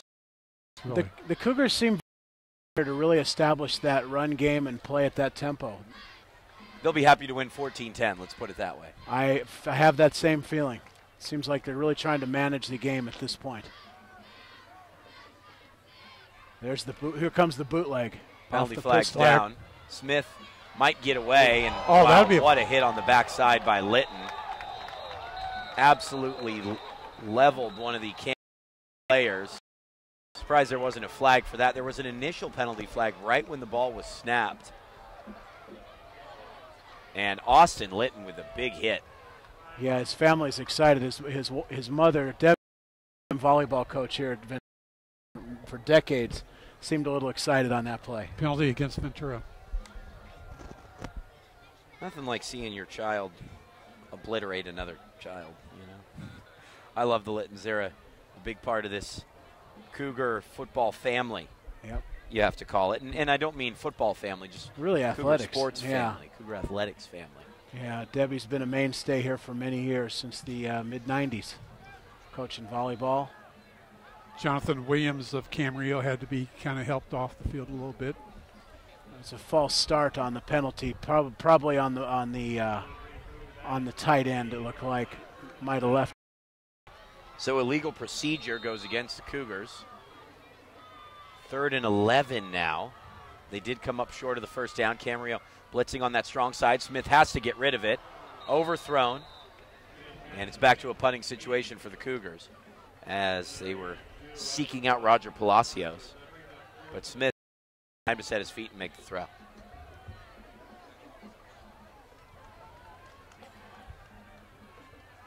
Neither one of you has something to say? I mean, come on. We're waiting for the play-by-play guy. Yeah, no. You're the play. You're drinking coffee or whatever it is that's in there. Yeah, Try to mix it up a little bit. Unfortunately, it's mostly decaf. 4th and 11. Interesting punt formation here. Uh-oh. That could have been bad. Yeah. Oh, yeah, he Barely stopped. getting away that line drive punt. If the Camarillo guy had kept on coming, he might have blocked it. I think He you're stopped. right. I think you're right. That was a disaster waiting to happen. Why did he stop? Just for I think fear he's of afraid of infraction? maybe. Yeah. I wonder if Ventura doesn't at times roll out off of that punt formation. He probably was trying to contain the punter. That would be my guess. Well, Buena took the early lead on Pacifica. Time school is just come to light. It's 35-14 at the break. How about the numbers for DeAndre Vines at halftime? 9 catches, 184 yards. That's at halftime. He's an incredible athlete, basketball, football player. Vines, he's amazing to watch. The Tritons are off to a good start. Couldn't be happier for Coach Moon and his staff there. Quick throw, and Januska had a nice beat on that. It was Christian Hernandez who had to really come in and make the defensive play. Well, Interesting tussle. He was just sitting right there waiting for it. It's funny when you have a player who plays wide receiver and defensive back matched up against a player who plays wide receiver and defensive back, and they're both in on every snap. You can't tell who the wideout is and who the DB is. Absolutely. Handoff, Colby Stevens. Cougars really looking to force a 3 and out here. Yeah, the Scorpions are running it's a little counter play where they pull the backside guard and the tight end leads through the hole. And that's a nice look, a staple from Sanchez's offense going back to the St. Bonaventure days with Coach Mack. 3rd down and 6 now. 2 wide receivers bunch to the far side. They look at the screen and then throw it to Tostado, and Tostado has the 1st down. Really a staple of this Camarillo offense to get the defense to bite on the short screen and then throw the quick slant route for a 1st down. Yeah, it really puts the outside linebacker in a precarious situation. If he takes one step in the wrong direction, the ball's gone right behind him. And that can be problematic to cover in the defensive front. So 1st down for the Scorps after that really well-designed and well-executed play on. They pick up just a yard. Yeah, this group of running backs, Casey Bash impressed us early. Colby Stevens has been solid. Isaiah Otis has hurt it. It's certainly not the Raymond Thomas that we saw over the years and some of those other great Camarillo running backs for a few seasons in the middle part of the last decade. The guy who really played well in the first half of Bash has, he got a good carry there, but we really haven't seen much of him in the second half. Yeah, it's been a little surprising that he hasn't sort of taken hold of that running back spot just on the evening, I'm saying, is there about 3 capable players. Trying to think back to some of those other great Camarillo running backs. Aussie Talk? Aussie Talk. Is that correct? Yes.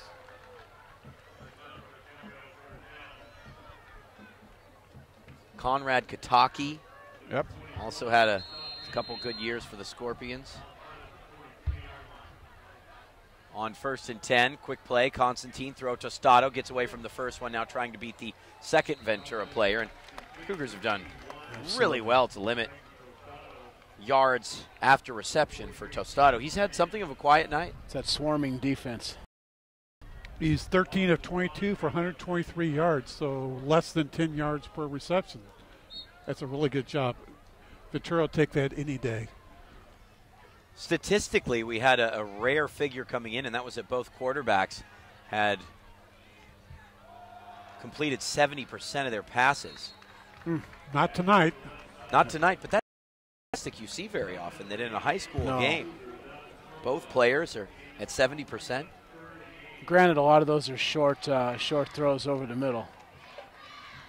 Well, a lot of them are to running backs in the backfield. I don't care who it is. If you're completing 70% of your passes at the high school level, you're doing well. 3rd down and 9 yards. A lot of time for Constantine to throw. Oh. Nearly picked off again for Januska as he read that one all the way from the near side of the field. They tried to sneak number 6, Casey Bash, out of the backfield on a wheel route, and the Cougars were all over that one. Almost turned into a pick 6. I think Januska saw where Constantine was going, left the wheel route, and nearly intercepted that. Yep. Well, the defenses have come to play here. There's no question about that. You know, this could be one of those games, Deuce, that comes down to a big special teams play at the end, maybe a block kick, something, because neither offense seems to have much going here. Well, Camarillo certainly has had the better special teams, except for those 2 missed field goals. Excellent punt. Yeah, Sauerwein hauls that in. Tostado, that's been his biggest contribution, and actually, looks like Garrett Erickson, the kicker, punted instead of Tostado. 1st and 10. Great hang time. Yeah, absolutely fantastic punt. You said, Will, that the game could be decided on a special teams play. The game at this moment has been. Yeah, exactly. Absolutely. That long kickoff return led to a field goal toward the end of the second period. Paso Robles leads Nordhoff 28-10 on the VCS Preps Game of the Week, presented by AAA Travel Santa Barbara on top of Royal, 21-14. How about Simi Valley and Thousand Oaks, 31-28 Simi. That's a good game. Absolutely. I spoke to Coach Lieben last weekend. He came out to the college game, and he had high hopes for the Lancers this season. There's Ventura with the counter play, much like the Scorpions have been running. Goes for a yard. Pulling the guard and the H-back around the left side. It's a different approach we're seeing with this Ventura offense, isn't it, to the no-huddle offenses we see everywhere. This is a no-huddle offense that's a run-first offense. And obviously the no-huddle is always – people always think, oh, you run no-huddle, you run spread. But that couldn't be further from the truth with this Ventura team. No, and it's not a hurry-up by any sense. They're just trying to make sure they keep the defense in a very vanilla look. A great run here. Yeah, what a play from Gardner. Moving all near side and getting all the way up to the 42-yard line. Well, Gardner. That was an end around, and he just followed Peralta's block and then came back to the opposite field. What happens in the no huddle is you kind of keep the vanilla in a more generic-looking vanilla shell because they don't have as much time to call some of those hybrid and exotic defenses you see, like from a Rex Ryan. And this time it'll be Peralta, and Peralta's beyond midfield. Okay, so the Cougars now make their push to the other side of the 50. The question isn't who gets into the opponent's territory. The question is who puts points on the board, gets down into the red zone. Neither team has really been able to break through, despite moving the ball in a pretty solid manner. And you're right, Will. It's not a hurry-up offense. No, but what's happening is Coach Stewart's just sitting up there taking a look at what he sees with the ability to audible. A great stretch run there. Yeah, Peralta ultimately hauled down at the 40, 10 yards and another first down. Yeah, it seems like, Deuce, that Ventura's got the perimeter working now like you were talking about earlier. They seem to be getting up a lot quicker. More than 100 yards for Peralta for the 13th straight. 131 on 28 carries. Peralta again just trucks a would-be tackler, carrying the pile. Team. Well, if there's any question of the Cougars, I think they're answering that bell right now. Absolutely will. And Peralta, listen, you see backs come year after year that will, over a 12-game period, run for 100 yards in 11 of those. Yeah. But you look at his consistency now, having done it in 13 straight. That says a lot about this young man and really about where this program can go on this season. And Camarillo takes a timeout. Yeah, I'm impressed with the physicality of the Ventura offensive line. Got to stop the clock on the timeout. And Camarillo is chatting things over. They needed that break, didn't they? You guys saw me Yeah. hitting my watch right there. Yeah, I was trying to figure out what was going on. They didn't stop the clock. Yeah, It- absolutely. I thought you had an itch on your arm or No, something. the timeout was taken. That, or you It's- were it's trying to get your obviously blood both. pressure or something? I know. It's Were like- you still alive? It's that or coffee. You Well, need I more was right. decaf? The timeout was taken at 1:21, and it ran down to 1. Listen, this crew does a tremendous job. I'm not saying anything about that, but who knows what happens if we need those extra 13 seconds? I'll be curious to see Wally Burke hat down there, and he might be having a conversation with his head linesman. 1:31. They This. put their time on the clock. They added an extra 10 seconds. Hey, you never know. You might need that extra 10 seconds. So now, correct me if I'm wrong, but now they have more time than they should have had? Yeah. Excellent. I'll take more time than less time. If we have a 48-minute and 10-second game, that's better. Well, the pace of the first half, I felt, compared to the college games that I'm used to watching on Saturday nights. Absolutely. Well, your games are long contests, aren't they? The Pirates throw it around the yard a little bit, I'll Yeah. say that. Absolutely. I don't Boy, know. those games are fun. I mean, going to community college football games for a number of years, especially VC games, go to that game and expect the Flag. unexpected. Going to the end zone for sour wine, penalty flags down. I think it was Holding, holding. Ventura. Yeah, there you go. Yeah. It's a high level of play, Danny. The level of athlete at the community college level is exceptional. But they are still all young players. There's no juniors, there's no seniors, and really it is kind of an expect the unexpected type of event. It is, and it's really the key to community college athletics is the team that everybody has talent. So Right. the issue is you're looking for the team that holds together and has the greatest cohesion, and usually they're there at the end of the year. You guys have a game tomorrow? Absolutely. We are at Cerritos College at 7 o'clock. I remember a famous game or two I did with Joe Curley at Cerritos College. Oh, man. I usually go to Cerritos College for CIF track meets. Yes. Absolutely. Phenomenal track facility, Deuce. Yeah, it Yep. is. The CIF is lucky to have them so close by. They do an excellent job at Cerritos hosting many events. Smith all down. 4-yard loss, 3rd and 16 now. I mean, look at this here on press row. We got a group of superstars here. We got Anthony Placencia, we got the Deuce, we got Joe Curley, Will Cowan, and I'm not so bad myself. You get a wealth of knowledge at this table. I think you need some more of that decaf coffee there. I know, right? I was lying. It's definitely caffeinated. How do you think I go home and edit for 3 hours our post-game extra? 3rd and 17, that's always a fun down for the offensive coordinator. Oh, boy. Throwing Backside back across throwback. field. Is that And he got it. Hurlbut? Oh, what a catch. Actually, Sourwine makes a grab on a huge 3rd down and 17. I said he had a reputation for making big grabs, and that's a huge play for the Cougars. 1st and 10 inside the 30. It's a subtle adjustment. Coach Stewart there, just by moving the pocket a little bit, was able to create just enough time to get that pass off. And that's something Ventura's been doing well all night. Camarillo needs to make that adjustment going forward as they look at the film. Peralta gets 2.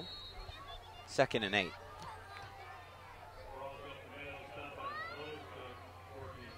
Yeah, Smith is very impressive on those half-roll type passes for the Cougars. Well, this has been a great drive for Ventura.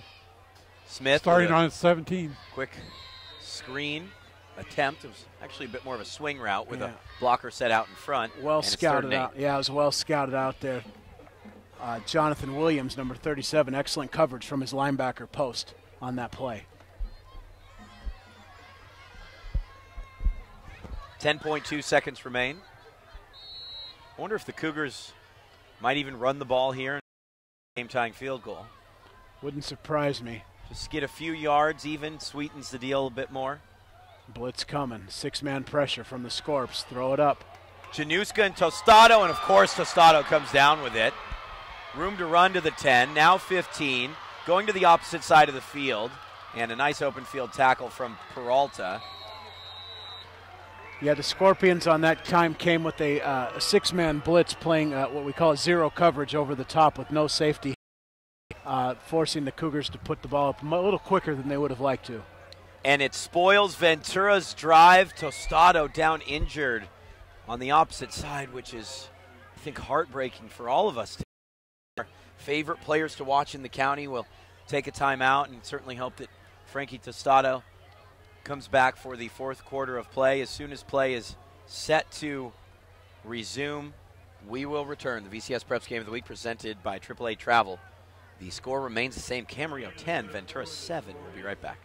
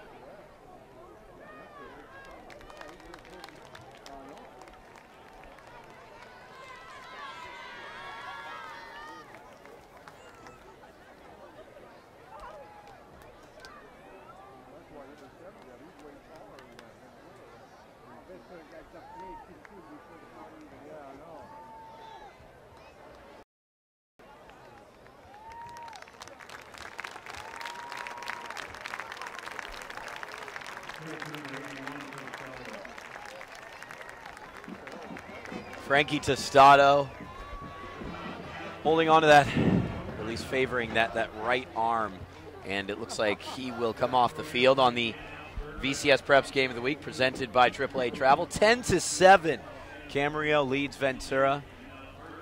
1st and 10 after the interception from Tostado. Look at that. What a team right what here. What a crew. What a crew. We got the Deuce, Derry Eads. I'm Danny Page. With us, Will Cowan tonight, and that guy down there is Joe Curley. I think you would know him by his bio photo on the website from 25 years ago. Mr. Outdoors. Yeah, Mr. Outdoors, VCS Outdoors. What a great section and a great addition.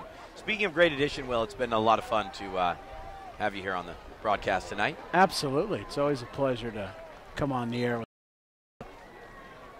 Nice run for 8 yards.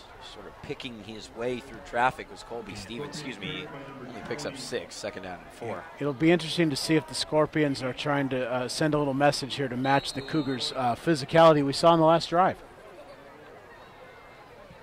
Yeah, we said Ventura would be content to win 14-10. Camarillo's fine winning 10-7.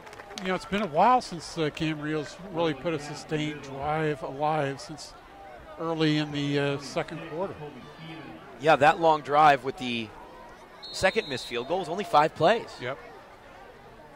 Yeah, I feel like the Cougar defense is really zeroed in on that counter run, and then obviously the big tight ends over the middle. They got them in double coverage now. They got the big fella bracketed there in the middle of the field. Absolutely. We'll see if he does come free. No, and it's Stevens that makes the catch. Keenan Moran on the coverage, and somehow the ball snuck just by him. A big first down for Camarillo.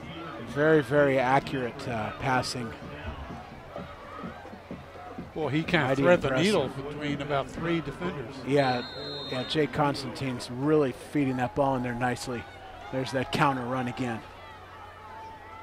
Oh. Busted up for a gain of maybe half a yard. Casey Bash shook off a tackler or 2, but no less. It's just a gain of a yard. Newbury Park has scored. One of the Holmes brothers has got a touchdown, and they went for 2. It's 21-21 going to the fourth quarter. Cathedral Catholic is one of the private school powers in San Diego. Yeah, and that last play, big linebacker for the Cougars, number 4, Michael Lugo, came in with an excellent stop on that play.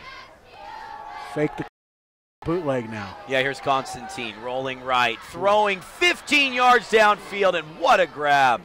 He just laid that one out perfectly for Ryan Muscarella, who came into this game really as a more defensive standout.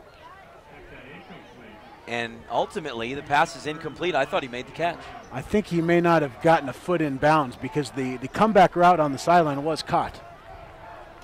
It looked from this angle that he did get a foot down, but we're so far away. The line judge on the far side is who we will place our trust in. 3rd down and 9. Nice throw from Constantine. Great zip on the ball. Now he's pressured, throwing the deep post route. Good catch. And that one's hauled in. And again, it's Muscarella. He's had 2 of the biggest plays of the night for the Scorpions. 1st and 10 for Camarillo. The Cougars came with the pressure that time, fairly well blocked by the Scorpion offensive line. Just enough time to hit that deep post pattern over the middle. Derry, he wasn't really on our radar coming into this game. We talked about a lot of the Camarillo skill players. Well, Really exploded. We've seen tonight, Bosch, who was not on the radar. Muscarella, obviously. Lima wasn't really doing much this year, and Muscarella hadn't, so. It's a great point, and there's a nice catch from Garen Rogers, who, again, was the backup quarterback a year ago and was really in line to start, and this one's probably coming back. Another penalty marker on the play.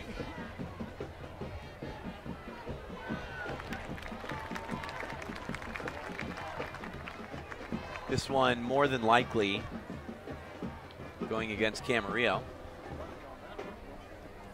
Should be coming back. Excellent crowd on hand tonight on a school holiday, no less. There's a nice turnout here, Larrabee. Yeah, no, absolutely. Scorpion side's got a good 1,000 people or so over there, at least. Solid crowd tonight, and we'll have a couple of good ones next week. Thursday night, we're at Westlake High School as Modern Day comes to town in a battle of Pac-5 powers, and then Friday night we'll be back with the Cougars, but Oxnard, one of the county's oldest rivalries. Absolutely. Our first look at the Yellow Jackets should be a fun one. That might be one of those short games, Deuce, like we were talking about with Santa Paula Fillmore. Yeah. Obviously one team that is all run, and then another team that loves to run. Yeah, the Yellow Jackets, Coach Beckham certainly is going to keep that ball on the ground. They'll throw wide left. They're following it. That's Although he says no, ruled incomplete. Alex Sardi, the intended wide receiver. That was dangerously close to being a lateral. Yep. You don't understand why you need to run that in that situation, that dangerous type of play as well. It certainly looked like a lateral from up here, guys. Yeah, 2nd and long. I could see a screen or draw coming in the near future from the Scorpions. Try to take advantage of that blitzing Cougar defense. We really haven't seen a draw yet tonight. No, and I would think this might be the time you're going to see it. The Cougars back out of the blitz. Constantine to throw. Dumps it out of the backfield to Bash. Bash to the 25. Very manageable 3rd down and, about 3, maybe 4. And there's Bash again. He's been a really big surprise tonight in a positive manner for this Camarillo Scorpion team. Yeah, that throw's as good as throwing a little screen or a draw. I mean, you just put it out in space, and the Cougars were very soft in their coverage. 3rd and 4. Sign coming in from the sideline. A little bit late for Camarillo. Constantine now backs up into the shotgun. He'll have Bash to his right on 3rd down and 4. Cougars show blitz, bring it from the secondary. Ball's bobbled and ultimately caught by Colby Stevens. 1st and 10 Camarillo inside the 20. Really impressed with Constantine's awareness of the blitz, and they use those tight ends really well in those blitz beating situations where they just turn around right at the 1st down yardage. A little hot throw. Quite different from last year when they did their running backs caught a lot of the passes. Yeah, there's a lot of ways to handle the blitz, and one of the things that I know that Coach likes to do is utilize those tight ends in the short throw game. I think that's one reason why so many of us are so surprised that Nico Lima came into the game with 8 catches on the season. Yeah, he is certainly a physical presence. He draws a lot of attention, which is why I think the ball's starting to get spread around now in other areas. From what we've seen, Frankie Tostado has not returned to the field, FYI. Christian Hernandez, the starting shortstop on the baseball team, is the wide receiver near side. Muscarella, now the junior, the slot man. Handoff, Stevens. And he's stacked up there. Nice tackle on the play from Michael Lugo, senior leader in this linebacking core. Ken, looks like they're setting up for a field goal, doesn't it? Running time off the clock, setting up for a field goal. Good ball control offense there from the Scorpions, no question. 3rd and 10, what you want to do here is you want to come away with points. Yep. And unlike the Cougars on that last time they got in the red zone, A turnover could be a fatal mistake here. Here's Constantine. A lot of time to throw. Jake. Tough throw to Nico. Four guys around him. Four, that's right. Quadruple coverage. Right at the sticks, and I want to say that's a first down for Nico Lima. They're moving the chains. It sure Wow. appears to be. What a throw from Constantine. Right Frankly, one of the best I've ever seen him make. You're right. There were 4 Ventura players surrounding Lima, and those two were just on the same page. First and goal. You know, Danny, you were talking about the 70% passing earlier. His feet are exceptional in the pocket. Amazing footwork. And I think one reason why he wasn't completing such a high percentage early is the Cougars were able to get to him, Yes, but the Scorpions have really shored up that protection using those tight ends and then leaking them out on third down. Plan. 13-play drive. They've eaten up a lot of clock. Wow. It's a stunning figure. Back-to-back long drives. Well, they've had the ball this whole quarter so far. That's right. I formation now. It's a little bit of a wrench. And here's Bash, and Bash barrels his way down to the 1-yard line. Third and goal. Camarillo play. Thought they had added to their advantage. Third and goal now from the 1. Constantine, you never know, might sneak it in from under center. A fullback in now to block is Daniel Morales, the defensive tackle. With Bash the deep back, Constantine, give, Bash. And Bash is he's short. Stopped short again. It's 4th down. Phenomenal tackle there. Who's coming up from the bottom of that pile for the Cougars? It looks like Michael Lugo, number 44. Yes, it is. It is Lugo. We talked about him earlier. He is an excellent run-fill player. Big-time play defensively. Huge play at this point, and the Scorpions are going for it on 4th and goal from inside the 1-yard line. Same I formation. Muscarella isolated on the far side. It's Constantine. He goes up, and he scores. Wow. Touchdown, Camarillo. Jake Constantine goes over the top, and there's a penalty flag down. That's got to be personal foul in Ventura. Yeah, that's going to be a dead ball. So, personal foul. Yeah. Great call there, guys, but a really nice play from Jake Constantine, showing a bit of versatility. Yeah, he got stopped, but he did reach the ball over right at the nick of time. There's like nobody over the center.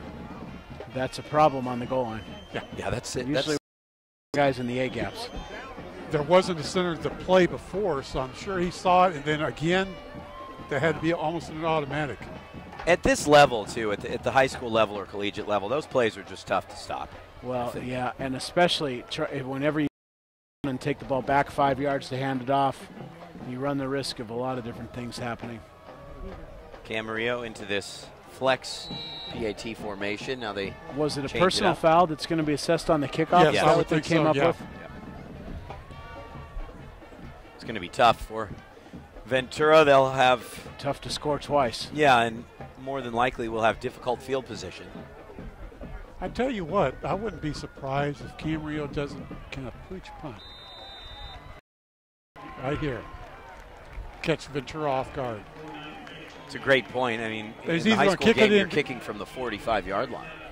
Well, now at the penalty, you're kicking inside Ventura territory. Yes, from the Ventura 45. So a pooch punt, kick right around the 20 at worst, and maybe they recovered. Would certainly put the game to bed with 5:49 left. The Camarillo Scorpions well in control now, 17-7. They lead Ventura. Just a reminder, our upcoming schedule on the VCS Preps Game of the Week presented by AAA Travel. It is the Westlake Warriors and the Moderate Day Monarchs from Westlake live Thursday night. And then we'll have Ventura Oxnard followed by St. Bonaventure and Camarillo.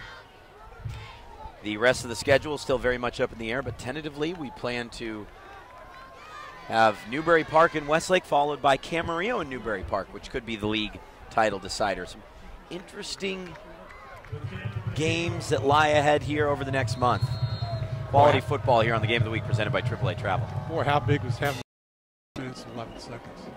It's not a pooch kick, but it does go into the end zone, and that's a touchback. The only thing bigger than the 6 minutes and 11 seconds is the 7 points. Yeah. Yeah, right. I mean, that's the a, type that's of a drive. double whammy. And, Derry, we talked about that last week with Fillmore. Could they put together a drive that put the game to bed? It's really, it seems, what Camarillo did.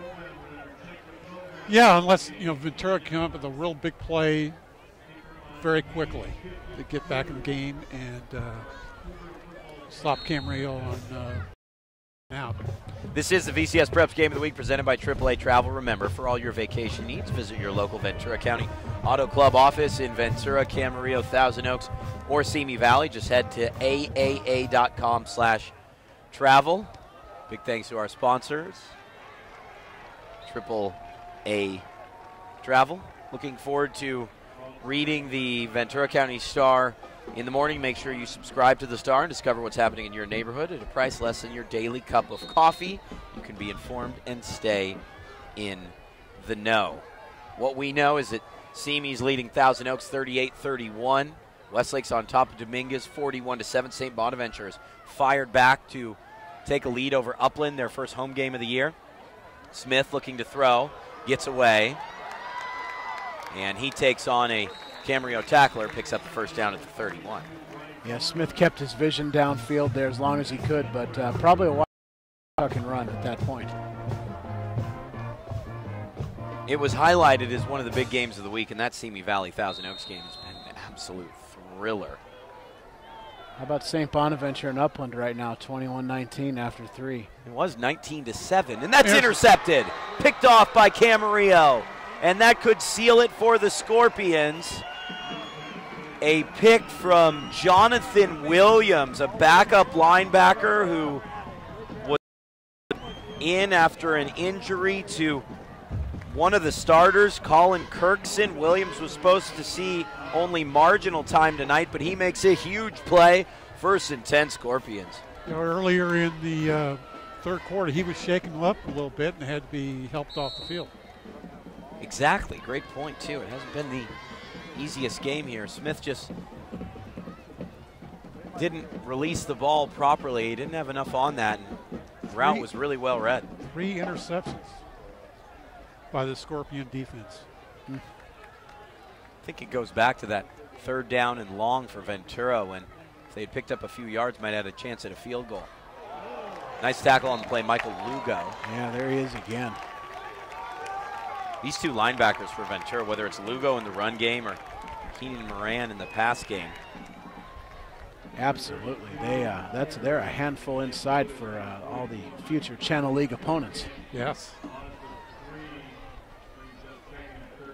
Well, no matter what the result tonight, Ventura is definitely the favorite for the Channel League title. Without question, in my view. But that the league's a lot, there's a lot of tradition. Sometimes if you have to make a trip up to Peabody, you never know what can happen up there. Whether it be Santa Barbara or San Marcos, DP, they're all capable of playing on any given night. Yeah, Ventura will be on the road for 2. They head to Oxnard, part of our Game of the Week coverage presented by AAA Travel next week, and then they go to Santa Barbara. It's followed by a pair of home games, including Dos Pueblos on Halloween night, and then a visit to Buena to end the season. Halloween night at Larrabee. I remember playing Wainimi here one night on Halloween, and the fog came in. I don't know if the Deuce remembers the fog game, but from our vantage point, you couldn't see the field. It was amazing. We certainly believe that. We saw it just a couple years ago with St. Bonaventure and Mater Dei in a Pac-5 semifinal. I was at a Oxnard-Wainimi game at Oxnard when the fog is. I was down the field and I couldn't see across the field. Amazing, yeah. We've had some of those thick fog nights here in the 805. I think the fog game that comes to mind for me, which I guess would be pertinent with the schedule tomorrow, is that USC-Oregon State game from about a decade ago. I called that game up in Corvallis. You remember the one I'm talking about. And the two teams will meet tomorrow at the LA Memorial Coliseum. Well, Timeout on the field. I hope we get some fog, because then it'll mean we might be getting some rain, which we desperately need. Yeah. Absolutely. Bring the El Nino. Absolutely. We have had such a dry summer, and I think, the temperature level for these games has been what we have experienced in past years in a lot of ways. It normally is pretty warm for the September games, and then in about a week or two we start really busting out those jackets. Yep, and it'll get it gets a little chilly in October, but we haven't had that real bitter cold like we had maybe a decade ago. And it would hit during Thanksgiving week too. I remember covering these games on Thanksgiving Friday. Cold, rainy, wet. We'll see how the weather plays a part in this fall's Right around time for the contest. indoor games with basketball. Right, Right. That's one of the great things about basketball. It's just not in the gym. And if it does, you have a problem. Call the athletic director. No one ever does that. 4th and 6, Camarillo to punt. Oh boy. Penalty flag down. This will be Lugo says it's interesting. against Camarillo. Yeah, which way is this going to go? I don't know. Going back. Well, Ventura has all 3 timeouts left. If they were to score quickly, they could either kick it onside or even kick it away if they don't have to use a timeout. Well, one of the things Camarillo's done incredibly well in their secondary is keep those 2 safeties, for the most part, fairly deep. And Ventura's passing game has been relatively short with 1 or 2 times, which is pretty impressive. And the punt on 4th and 11. High. Great Erickson kick. kicks away. Great kick. If they can keep it out of the end zone, they do. Now Nope. it took 1 hop Ooh. in the end zone, and Ventura will take over from the 20. If the score remains the same, Derry, what do you say to a young quarterback like Tyler Smith, who's really performed well through 4 games this season, performed well in the latter part of last season, but just didn't have it tonight? Well, you just look at film. Hey, here's the reads that you didn't make correctly. It's correct mistakes. You've played well. It's 1 bad game. Let's move on. Let's correct the mistakes. And here's some things that you did very well. The touchdown pass was very good. Yeah, the big thing as a junior is just to learn that pocket composure.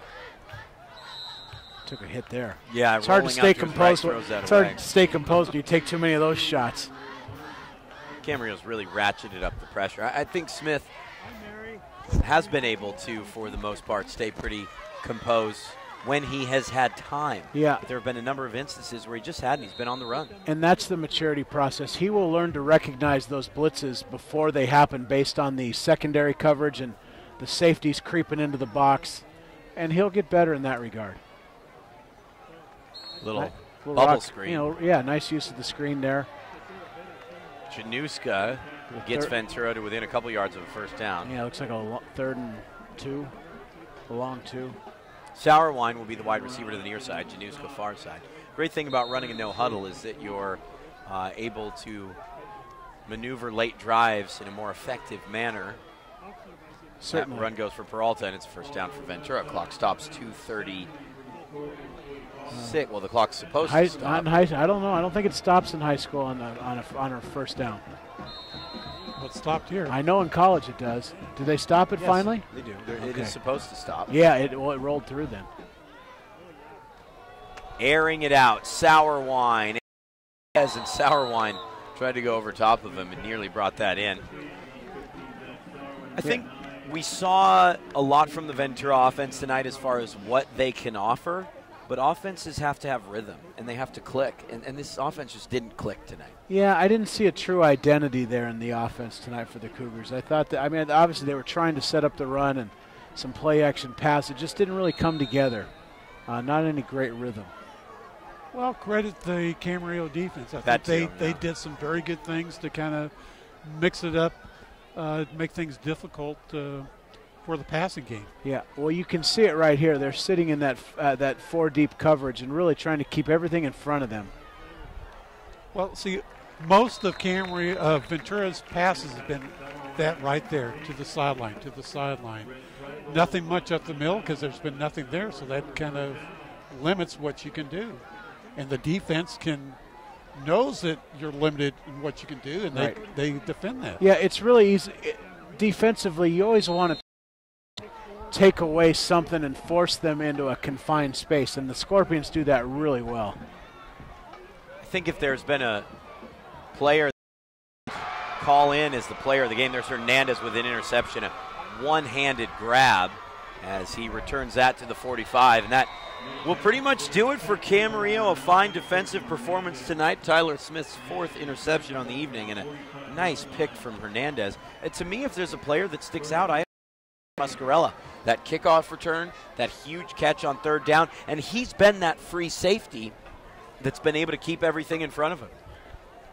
Yeah, I agree with all that. He's done those things, but it's hard to argue with Jay Constantine at the quarterback position. Definitely. I mean, he is an incredible, obviously an offensive leader, but I'm telling you, his footwork and decision-making is excellent at the high school level.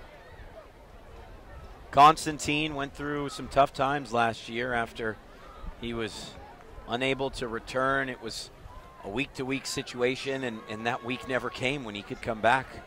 And as his coach told me, it was a frustrating and even dark time for Constantine. For a young player, you think you're going to play and be able to play every game, and ultimately having to sit out for that long period of time is kind of a shock to the system in a lot of ways. And he hasn't had his number 1 running back the whole game. He's been going with number 2, number 3, number 4 guys. That's scary. Yeah, that's a great point. This league is just really stacked. The Camino, the 3 front runners, and Camarillo, and Thousand Oaks, Newberry Park. It's going to be tough for anybody to beat Newberry Park, but boy, is that a good game coming up we have with Camarillo and Newberry. Yeah. And just think, some big plays by the Ventura defense kept this game from being like maybe a 35-7 game.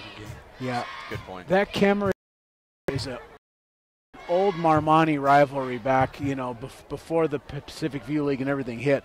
Those two schools very near in proximity. They were literally 3 or 4 miles apart. And that's an old rivalry. Back in the early 90s, mid-90s, that was a great rivalry. Yeah, when, Borchard was around for Camarillo, and they had not made the jump to the PVL. There was no PVL at that point. Newberry Park had the Zernicks. Yep. And Keith Smith. Yep. Those guys. The whole line of them. Newberry had a whole group there.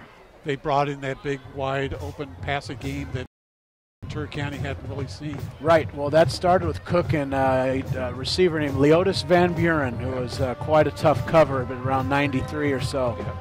Actually, eventually, I believe Buena and Hawthorne played a semifinal game here that year. Buena lost, and Newberry beat Hawthorne in a phenomenal CIF championship game. Keith Smith had that big run. Keith Smith, he had one of the best runs I've ever seen from a high school football player. Well, I think you look at the structure of that league, and you look at Newberry Park and Camarillo, you're right, Will, as the crow flies. They're probably just a few miles from each other. Thousand Oaks in there, too. Those 3 teams seem to me to belong in the same league for a long period of time. I would agree. You look at a lot of things. Look at demographics, geography. It all makes sense. Camarillo never really belonged in the Pacific View League. That was more of a district political thing. But the Scorpions really are executing at a higher level than I've seen in the past. And when you're in that league, you better, by the way. You better. Those 3 games, it is a 3-game gauntlet. Royal, obviously, no slouch, even if they are sort of the afterthought in that Camino configuration. Yeah. It's going to be a challenging league. In a league like that, health will become a very important factor of who can stay fresh. And Newberry over the years has done that better than anyone. As a smaller school, their enrollment's down. They don't have nearly as many students as Camarillo, Westlake, and TO do. That used to be the case. Yeah. Newberry Park is now a Division I school in enrollment. They have more kids at Newberry Park than any other school in my mind. When did that happen? That's just been over the last couple of years. Evidently, because for many years Newberry was just like known 1,400, for 1,500 but they always stayed healthy, and they did a great job in practice of really saving their legs, so to speak. They're now over 2,500 That's kids. amazing. I had no clue. But they're still in Division III as far as the state playoff configuration. Well, from the league, yeah. Yes. For football. But, like cross country, Yeah. they're like Division I based on enrollment. They're like, Channel Islands and Oxnard as far as population. That's absolutely amazing. I did not know that. Of course, Deuce, you base it off cross country. Well, I mean, that's one of the things you can see for basketball and everything. Yeah. They used to be a Division III team That's in correct. basketball. Yeah. and they've moved up because of enrollment. Here's Isaiah Otis, who, again, was supposed to come in as the feature back. He had 64 carries on the year. He's only carried about 3 or 4 times on the night. Ventura's used their final timeout. I do pay attention to other sports there, Dave. I know it's surprising, shocking. I do too. It's not cross country. I know that's, boy, how many years have you gone up to Fresno now for the cross country championships, or I should say Bakersfield, is it? No, cross country is in Clovis. In Clovis. Well, Fresno at Woodward Park in Fresno. Track meet in Buchanan High School in Clovis. I've done that one a few times. Did that a few times? Never chilly. Yeah. It's always pretty warm. It's hard out here for a sideline reporter. 4th down and 4, and Camarillo takes timeout, punts away. We're just about set for the conclusion of this one, guys. A little bit of an anticlimactic evening in some ways. Not what I expected coming in. I thought this was going to be one of those high-powered displays on some faster pace offense than what we saw. Excellent Derry, I think football. we would agree. Well, I would. And I tell you what, Camarillo's defense is just the way they've been able to attack and play and defend the field has been absolutely the story of this game. Erickson has his kick. Great punt. Down at the 2-yard line. Make it the 3. Ventura will begin their final drive from there. 27.4 seconds left. And kind of your final thoughts on the night, Will, before we bid you adieu? Well, the first thing would be credit to Camarillo for really playing an outstanding defensive game plan, in my view. The secondary play was tremendous. They played the run well, and I was thoroughly impressed with Coach Willard's defensive performance tonight from his guys. Smith, throw, complete. And Derry, what do you think, just to wrap things up as the clock winds down? Yeah, I kind of think they took Smith out of his game and kind of really limited in the things that he could do. They put some pretty good defensive pressure, and their scheme is really good. You know, Peralta, had 31 carries for 147 yards, and you would have to say below his standards. I mean, he's a guy that's he's a guy that's used to 200, 250, 250 yards. And he really didn't have a big explosive run. No, he didn't. Perhaps he will now. Peralta gets out to the 32-yard line. The clock stops with 1.8 seconds left, but that will more than likely effectively end this non-league contest. Ventura will say it means nothing, and it's a teaching moment, something to learn from. Camarillo says it's a big win over a public school rival. One final for Smith, throws it deep near side, and that's out of bounds. The Camarillo Scorpions top the Ventura Cougars in this war of attrition in some ways, 17-7. Camarillo moves to 3-1 on the year. Ventura is now 4-1, a 5 gentlemen for the visiting Scorpions. Your final thoughts? I thought we were gave final thought. Yeah, one more time. Why don't you give a final thought? I think. What are your thoughts, Dan? What are your thoughts? I think that Ventura prides themselves on being able to out-adjust their opponent, and that just didn't happen tonight. Camarillo was prepared in all facets of the games, as you mentioned, offensively, defensively, and special teams-wise. They just knew what Ventura was going to do time after time, and they made the right plays at the right time. And 1-7. Very good. That's Very a wrap. Good. Wow, how's that? Way to go. Will Cowan, thanks so much, man. No we appreciate problem. it. Thanks We're for going to have to having do this me. again It's sometime. a pleasure. We'll meet up soon. The athletic director at Ventura College, when can we catch the The big Citrus Cup. We might as well talk about it while we're on the air. Yeah, A go week for it. from Saturday, we got Moore Park College in the Citrus Cup. I think it's the 48th annual Citrus Cup. Wow. It's a 6 o'clock game. And then we have Midnight Madness after that in the gym. We'll have Ventura, Buena, Rio Mesa, St. Bonnie playing a little 10 o'clock scrimmage contest. Then the Pirates take the floor at midnight. So it's a whole evening of VC football and basketball, again, a week from Saturday. at the college. Awesome, Will. Thank you so much. Big night coming up a week from Saturday at Ventura College. Thanks, as always, to the Deuce, Derry Eads. Big thanks to Will Cowan as well. Gentlemen, appreciate it very much. And Anthony Placencia. I've got my whole list. Don't you worry. I just wanted to give you I just want to remind you. I just wanted to give you a last chance to chime in there. Of course, Anthony, our director, producer, engineer, camera operator. Rhiannon Potke, amazing work back in the studio. Ray Meese and the entire digital department.